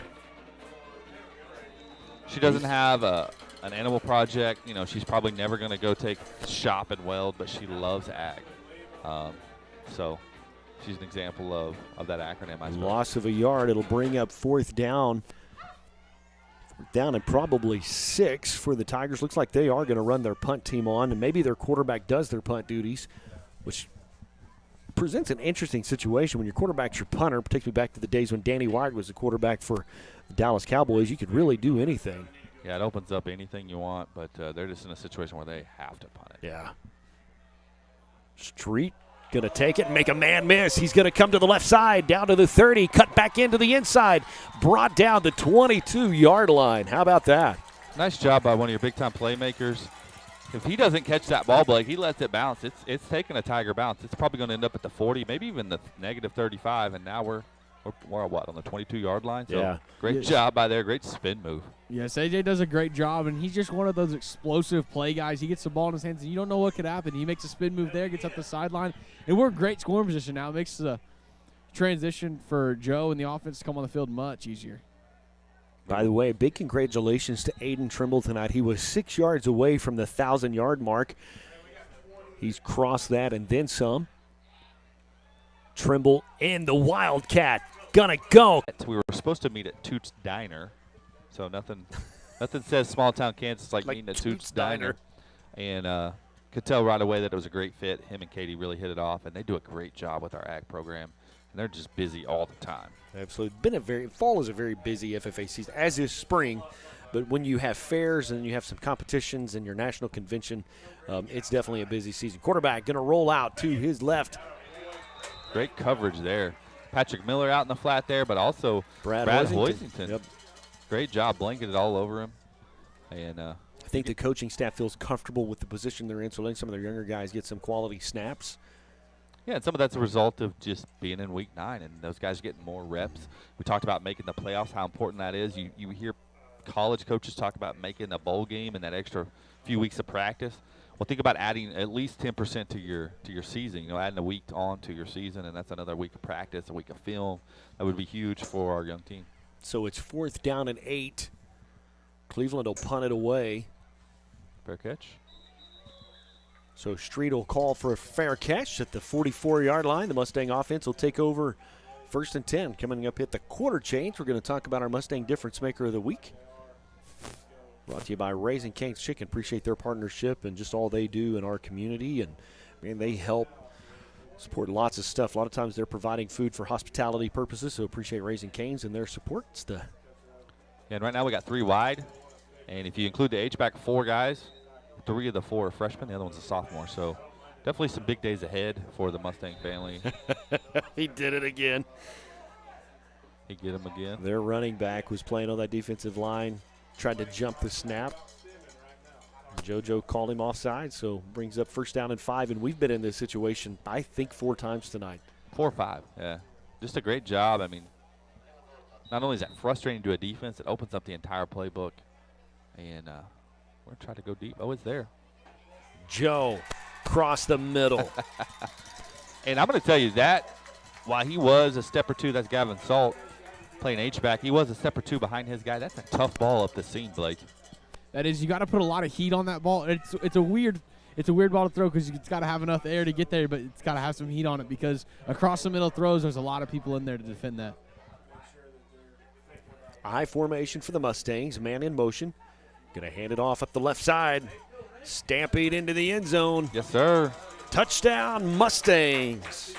Great job by the offensive line there, and there's a late penalty. I'm not sure.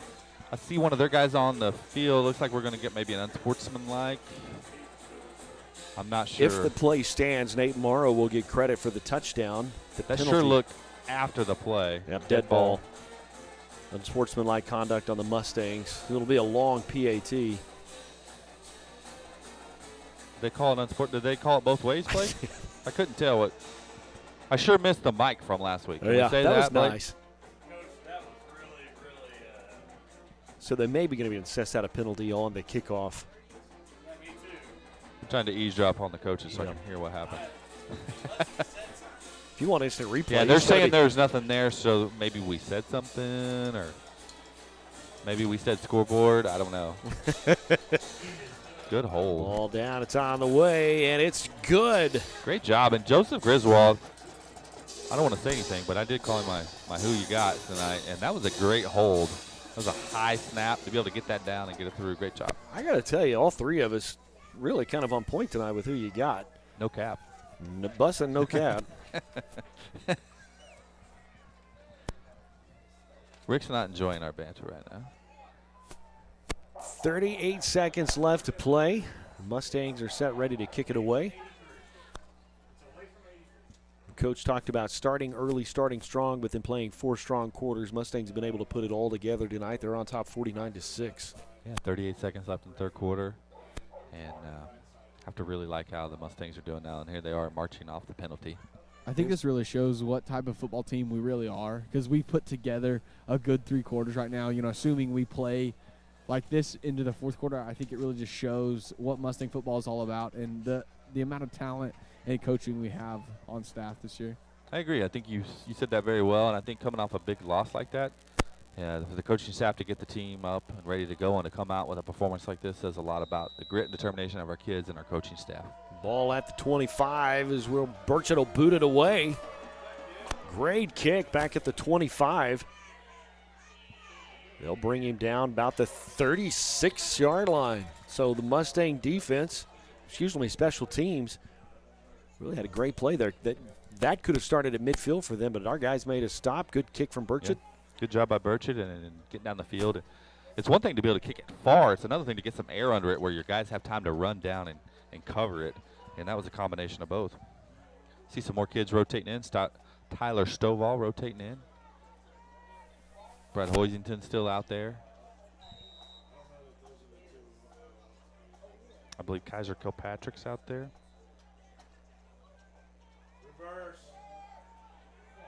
Kind of a pitch coming this way. A good job. First man on the scene was Brad Hoisington, but we talked earlier about rallying and getting those gold helmets to the ball. That's a good example of it there. You see lots of young kids getting up off the ball. Number 50, Warren Pierce. Good job kind of getting down from the nose tackle out there outside. We talked about it earlier with Gabe Grazer. Anytime you got your nose tackle, getting tackles outside the numbers says a lot for your scheme and how hard they're playing. So that's a gain of a yard, brings up 2nd down and 9, and that'll wrap up the third quarter.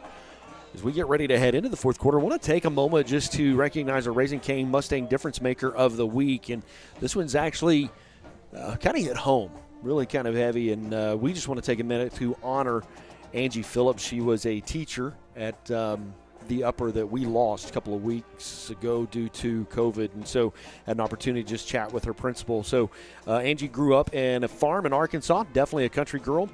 Worked as an HR manager at Walmart, pampered chef representative, preschool teacher at King's Kids in Owasso, and started as a paraprofessional for us at Oologah. She was a para for 1 year before taking over the classroom as a teacher.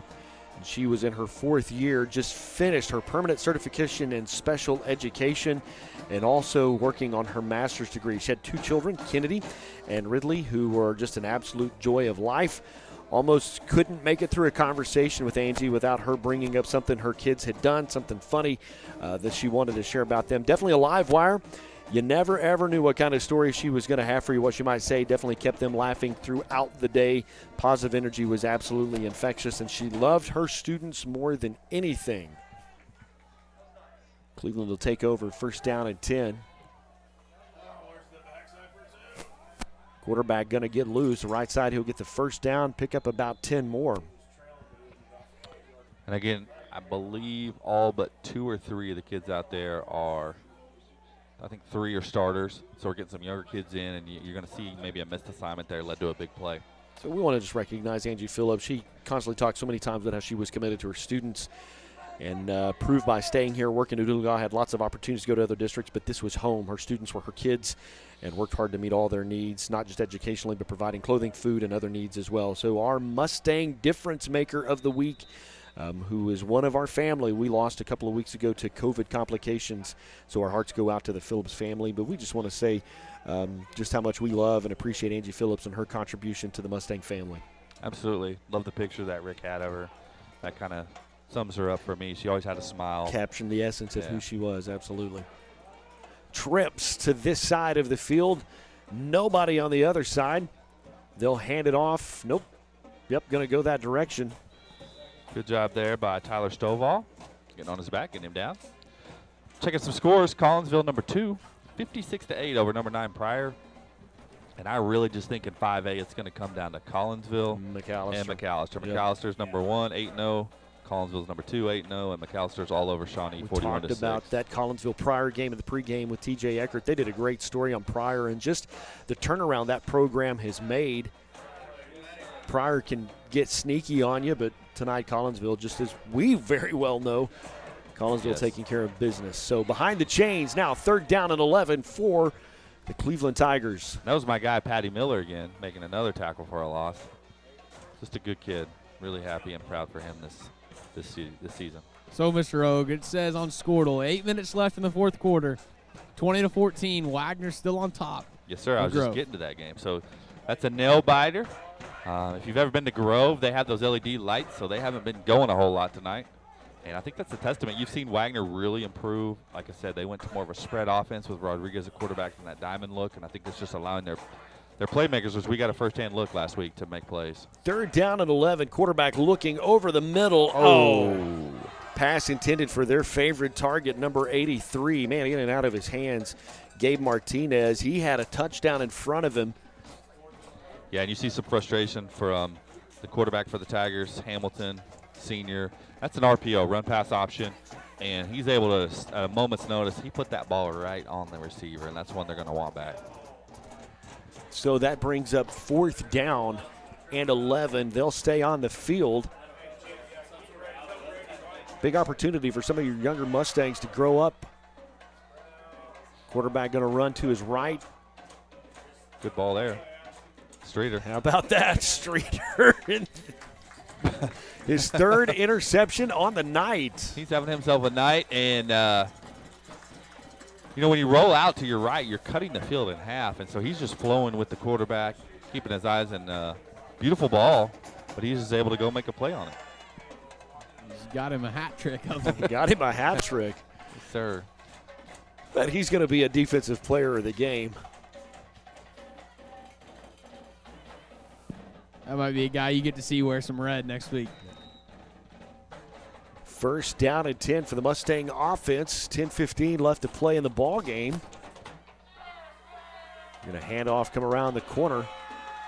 Ashton Wright, if he can get a corner, he's got some speed. He'll gain 9. Yep, good tackle by number 19, Javin Lindsay, freshman defensive back for the Cleveland Tigers. Blake mentioned red, so if you're not familiar with a history here at Oologah, red used to be an accent color. And so a lot of times you'll see some seniors maybe have a red towel, that sort of thing. But the player of the game, if there is a player of the game, gets a red face mask. So Gabe if you look out there, Gabe Grazier, tonight, yeah, and Aiden Trimble, if you get it 3 times in a season, you get to keep it. And so testament to those guys and how hard they've played all season. Gain of 5. 1st down and 10 for the Mustang offense.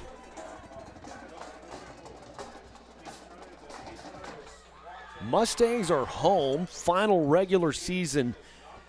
Senior night.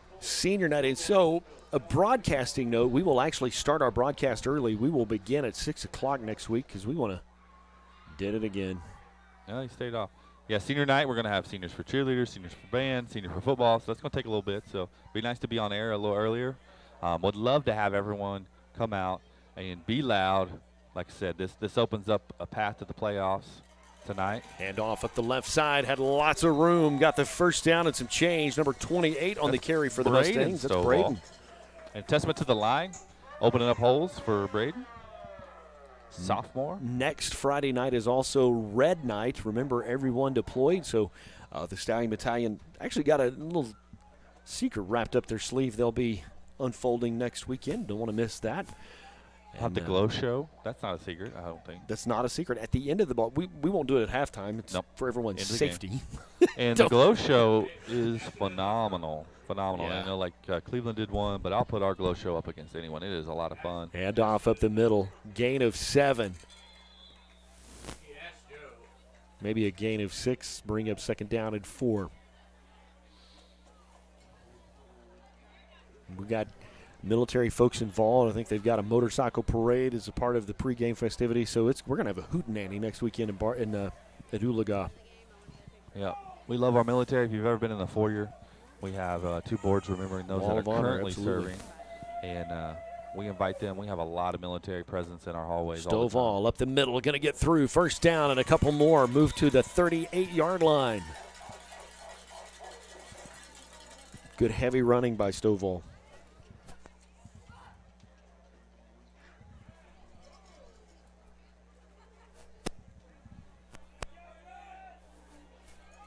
First down and 10, 7:53 left to play in the ball game.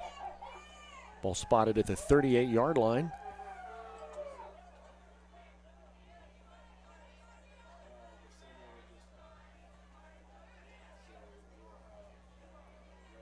Cleveland actually got off to a pretty good start this season.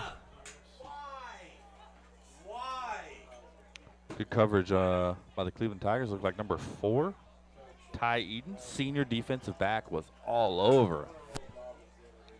So Jackson Burchett, pass intended on the far side for Burchett. Brings up second down and 10. You got Nate Morrow in the backfield for the Mustangs, an I formation.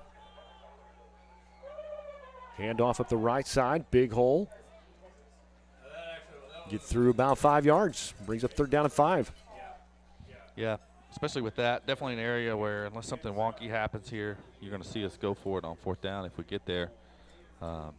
As we continue to milk the clock down to 7:15. That first half of play, we were at halftime by 8:15. I think it was 8 first o'clock. half, yeah, that. Because Rick asked me what time it was. I was like, that might be the fastest first half of football we've played. And we put up some points. That takes time to score Joe points. under a little bit of pressure. Nice ball. Pass complete. Right over the middle, number 27 for the Mustangs, Gavin Salt. And correct me if I'm wrong, Blake, but as an H-back there, as a young freshman, to be able to find the hole in the zone and to set that down and to be available, that's a great job. Yeah, some kids, you just kind of have the it factor, the feel of the field, and to have the awareness, like you're saying, as a freshman, as a young kid, that just shows of your potential is sky high. Yeah, you have a route if it's a man option, and you have the right to set it down kind of in that hole of the zone, and he did a great job there and was able to extend the drive. Braxton Davis, catch for 5 yards, brings up second down and 5 for the Mustangs. Braxton showed a little bit of the shimmy that he has. He's definitely got some Made a guy miss, absolutely. Go get up. Mustangs are excited as they look down line at some of these guys that are freshmen and sophomore. Pass intended for Burchett. Forward pass, so when it's incomplete, it'll drop dead. If that's behind the line of scrimmage, that's a different situation. Yeah, that definitely was forward. Good job by number 3 for the Tigers, Jaden Dunham, flying up the field. And I think he heard some footsteps there. Yeah. 6 minutes and 6 seconds and counting. Mustangs have pretty much been able to do everything they want to do tonight.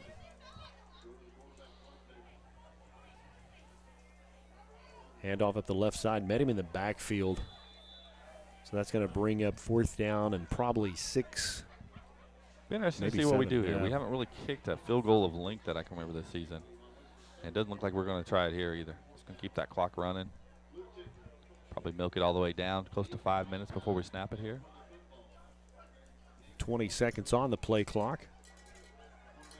Mustangs are in a tight formation. Joe rolling to his right. He caught it. Pass complete to number 27. Got his foot down. Gavin Good job, Salt. Gavin Salt. That ball got tipped, and again, that's on fourth down. So you're going to throw that ball. You're not going to eat that on fourth down, and that's a great job just making a play. It's just some of that, just awareness. I know he's my little brother, and I'm bragging on him, but he You does really have a feel for the game. And if you just watch him, he sits down in those zones. He kept his eye on the ball right there and makes a play, moves the chains. He's definitely got maybe the best hands in the family. Yeah. Listen, he is a lot better athlete than I am. I know your mom 100% played. better. Your mom played softball. She's actually up in the foyer on one of those state championship banners, so maybe she had some great hands. But yes, I think she did. Into the end zone, Stampede touchdown. Let's go. How about Nate Morrow putting another one in the books? Strike up the band again, Diesel. I was going to brag on Salt because he had to have an awareness of where the out-of-bounds line was. Caught the ball, got that foot down, and enough to move the chains. Mustangs will convert it into a touchdown with 4:54 left to play. The Mustangs on for the PAT. Mr. Burchett will attempt the PAT. Ball down, kick on the way, and it's good. And on the roof on this side. Just a great job tonight. After that loss last week, kind of a lopsided loss, it would have been easy to come out and not perform great today. Yeah. Coach Wagner talked about, hey, we're going to try to come out and play great for 4 quarters. It's exactly what we've done. I think it's a testament to, like I said earlier, the grit of our kids. I think that's an Oologah trait, just that grittiness, and a testament to our coaching staff getting these guys ready to play, and just a great job tonight. So you got a big game next weekend. You've got tons of momentum going in, tons to build on. Honestly, your passing game has been pretty effective tonight, and that's been the missing component that we've had to our offense. And I think you've just got some stuff that you can build on this week as you move into next week. Excuse me there. Yeah, I think that's going to show, like Blake said, kind of what we're capable of doing when we're playing at a high level. And we're playing at a high level like that and being able to be balanced, and we're a whole different ball game. I think it also makes Bristow honor us a little bit more coming into the game. Not looking through us to the playoffs. Ball was kicked to their kicker. He'll get it out to the 24-yard line. Cleveland actually beat Miami early in the season.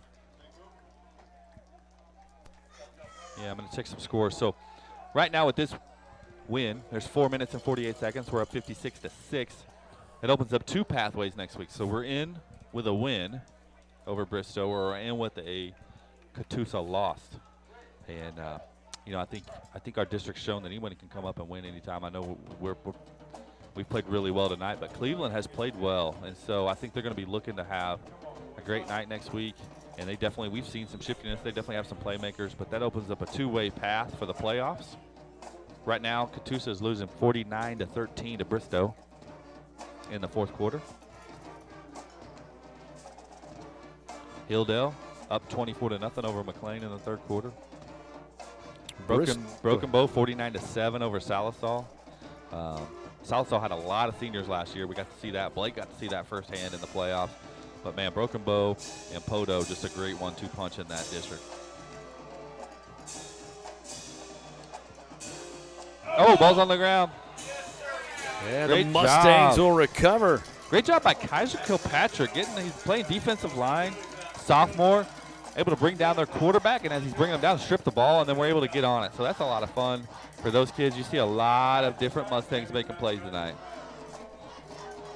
That's such a great thing to see for the future of our program, is to see these young guys coming here, and they still have all those starters in on offense. Yeah, they do. And they're able to disrupt their offense like that and create a strip sack just like that. It's just a promising thing to see our young guys being able to perform at that high level. All right, so help me unpack this. Okay. We win out, we're in. Yes, sir. Okay. Oh, ball's on the ground. Ball's in the air. I don't know what the ball's doing now. They're saying it's Cleveland ball, so we'll swap fumbles here. So we went out. We've taken care of business. Correct. With our win tonight, and looks like the impending Catoosa loss, we're going to be a game up. Okay. And so if we win out, they can't catch us. If we lose next weekend to Bristow. If we lose to Bristow, then it's going to take a loss by Catoosa at home against Cleveland. Okay. So Cleveland. Tonight, when this game's over, everybody becomes a Cleveland Tiger. Yeah, we're big fans of the Cleveland Tigers. And we've always had good games with Cleveland. Sure. Always tough, gritty games. And their starting quarterback took a big hit. I believe that was Gavin Salt laying the wood to him. But you saw it looked like a little bit of a miss handoff between we had a different quarterback in. We had freshman Hoisington in, and then running that RPO, and they just kind of fumbled it and gave it right back. But one thing that I like, because I know we have given the ball a lot to Aiden, is this 4th quarter he's been able to rest, recover, not take as many hits as he typically does, and that's going to be big next week. Handoff. Actually, quarterback's just going to keep it up the middle. Going to be knocked out of bounds in front of us, the 46-yard line. Move the chains, 1st and 10 for Cleveland. Yeah, and there's definitely no quit in Shane Hamilton, senior quarterback for the Tigers. He's a good player, had a good season, and he's just had he's really had a good night. I think he's been hurt a little bit by the drops. Probably had 4 or 5 drops, Blake, by his receiving core that hit him in the hands. He's done a good job tonight. Yes, he has. You see his playmaking ability with his legs, and I think that's going to come into play next week for sure.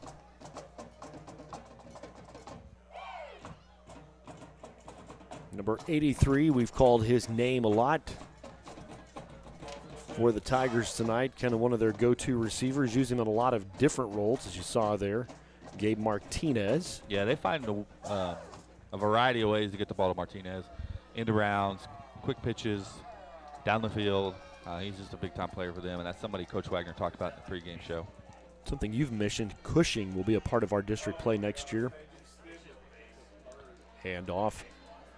With the middle, yeah, with some redistricting, we're going to lose Grove, and we're going to lose. So do they go to the south? Or are they going? I probably should know that, but I don't. I apologize. It's kind of because they're kind of isolated up in that right-hand corner. We're going to lose Bristow and Grove. Okay, Bristow will go If you look at it right now, they're the top 2 teams in our district, so we're going to lose them, which it fluctuates year to year. Sure.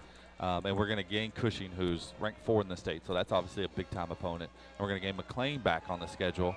And if nothing else, that McLean road trip's a lot easier than a lot. It's 15, 20 minutes down the road. It's been a pretty friendly place for us to play in the past. So definitely helps. I think our district obviously has a long-standing reputation. But and then that'll force us to play 0 week against Fort Gibson. If you're not familiar, that's that last week before season. They've actually started, the OSSA lets you play that week if you want.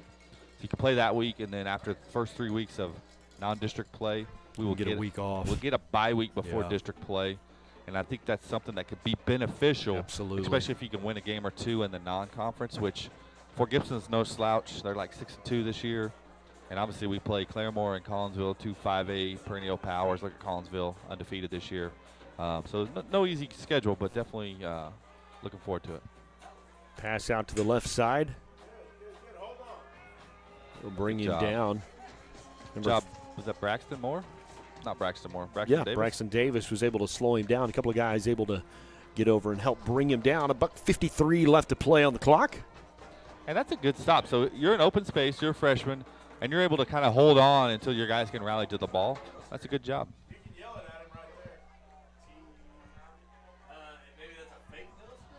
So 2nd down and 3. They're going empty backfield, 5 wide. They're trying to punch it in. It's senior night here. They're trying to put some points on the board. Quarterback under pressure. Gonna go down. Yes, sir. Nice job by Brady Evans. We've called his name a few times tonight. Sophomore, tight end, defensive back, kind of rolling in and playing on the edge there.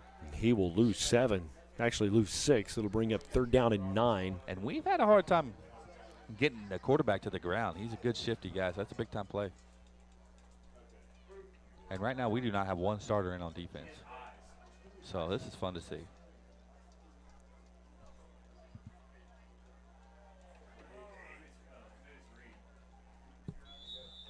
Quarterback the right side. Think he got the 1st down. Yep. Going to stop the clock. 48 seconds. That'll be a 1st and 10. They can get a 1st down before they get to the end zone. You know Coach Rowe and these young Mustangs want to keep them out of the end zone. A set of 4 receivers to the far side. Kind of a quick screen out. Kind of a diamond look and a big-time hit there by Gavin Salt.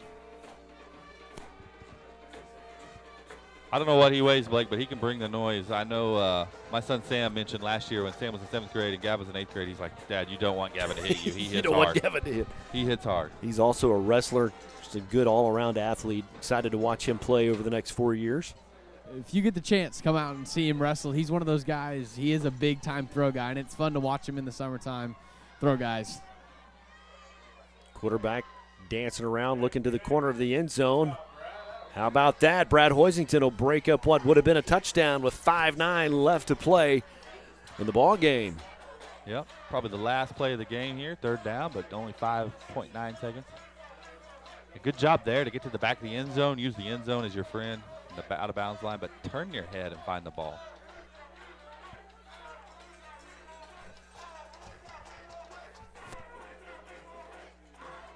So they've got everybody in tight. Last play of the ball game. Going to hand it off. Around. That number 83, Gabe Martinez. He's going to get in. Again, that's still good to see. We got a bunch of freshmen out there, sophomores. I don't think anyone's older than a sophomore out there. And to make them work and get down to third down and use a bunch of clock to score, I think that says a lot. I think Coach Wagner right now is saying, hey, good job, guys. Way to battle. And good to see. So congratulations to the Mustangs. Had a good feeling coming into tonight's game, but I didn't have a 56-13 kind of feeling coming into tonight's game. No, there seemed to be a good vibe. I know talking to Coach Wagner, talking to the kids. But, man, they played really at a high level, and it's been good to see. And maybe we're peaking at the right time. Like I said, this gives us a two-way go into the playoffs. So a lot to play for in Week 10. Blake, hopefully you'll have the chance to talk to Coach Wagner. I want to see if Johnny Derham will let me look at his stat sheet here for just a second as we maybe get a chance to talk to the head coach. They're lining up at the 50. Final score is 56-13.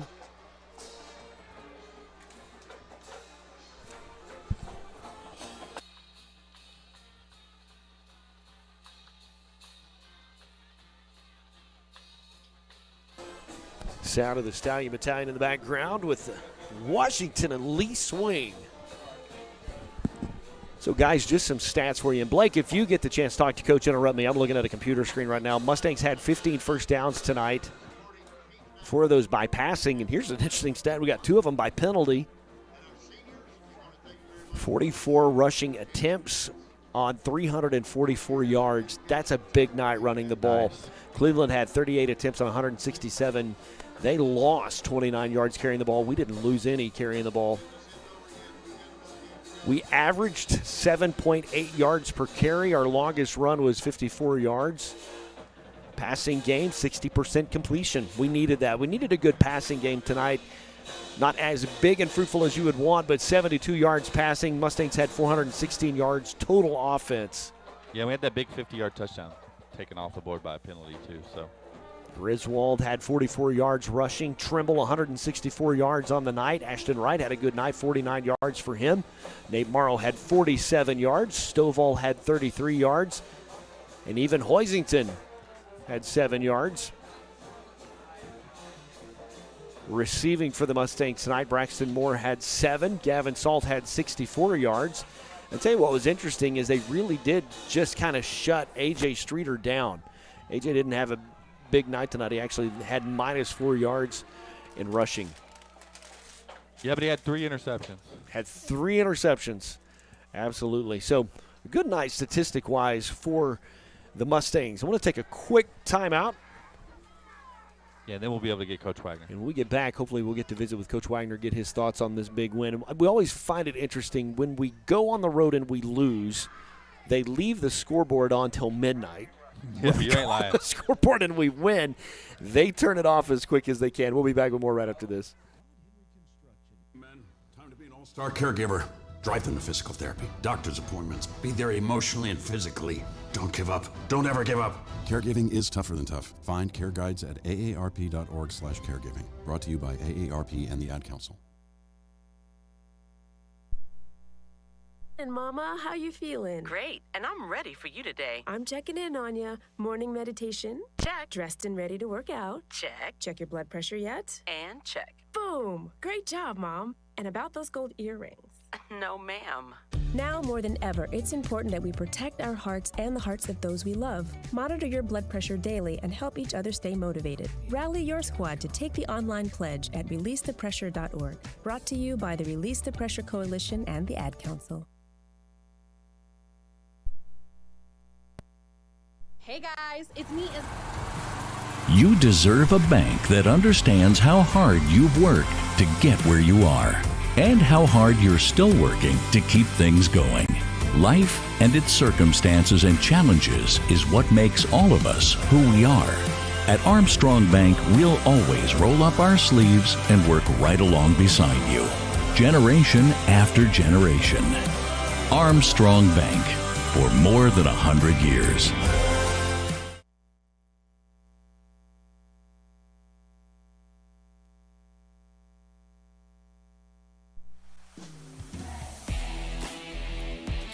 Mustangs with a big win tonight. Said it just a moment ago. I had a great feeling about tonight. I didn't have a 56-13 feeling about tonight. And so you can see down on the field that the coach has got the guys and giving them the pep talk. Blake's kind of in coverage here. He's kind of got him in zone.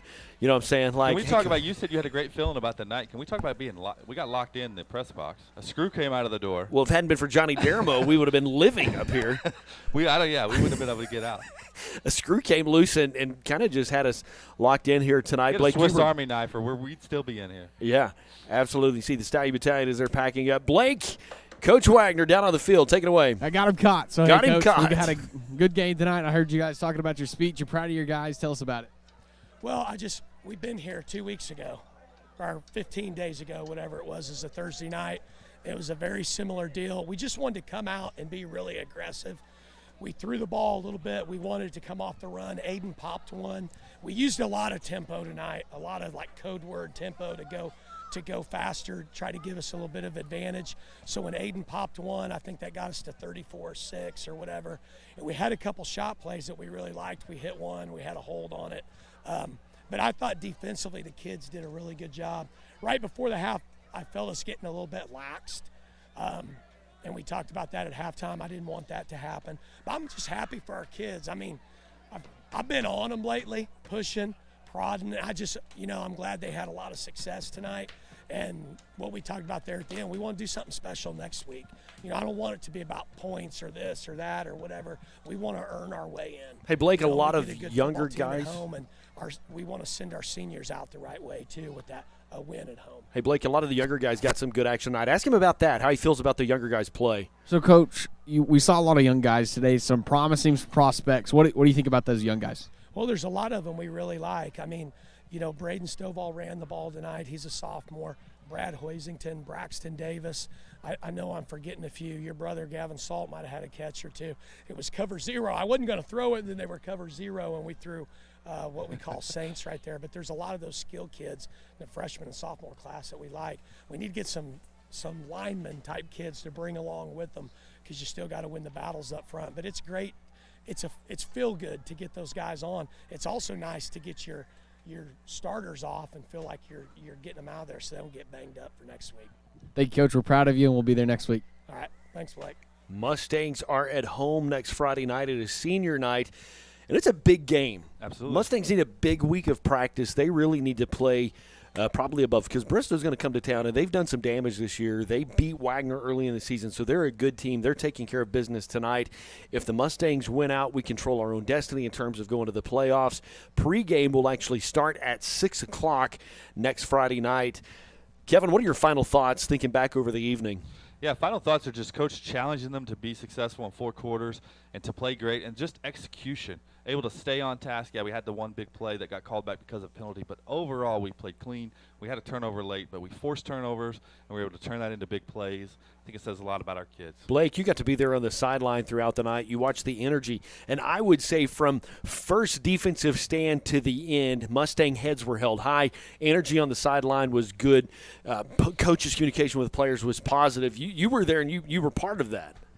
Yes, and I think the right word is just the execution all night long was on point. The execution of the coaching staff, the execution of the sideline, the execution of on-the-field play, everything was just rolling, and we did a great job all night long of doing our job, play in, play out, and it showed on the scoreboard. Absolutely. For our statistician, he does a great job. Johnny Daramo, our camera guy, happy birthday to Brett Wigington. The guy that makes it all happen, Rick Fisher, who punches the buttons, and I think he's got himself. There he is, ladies and gentlemen, the man behind the camera. Say hi to Mom. Any final thoughts, Kevin? No, just a great night for the Mustangs, and proud to be here, proud to be a part of it, and just like Coach said, just really happy for our kids to be able to bounce back. I think it's a big bounce back game, and to be able to control our own destiny next week is huge, and we hope everyone can come out and quick cheer ball us on. game. It's only like 9:30, so Mustangs just controlled the clock. Quick ball game.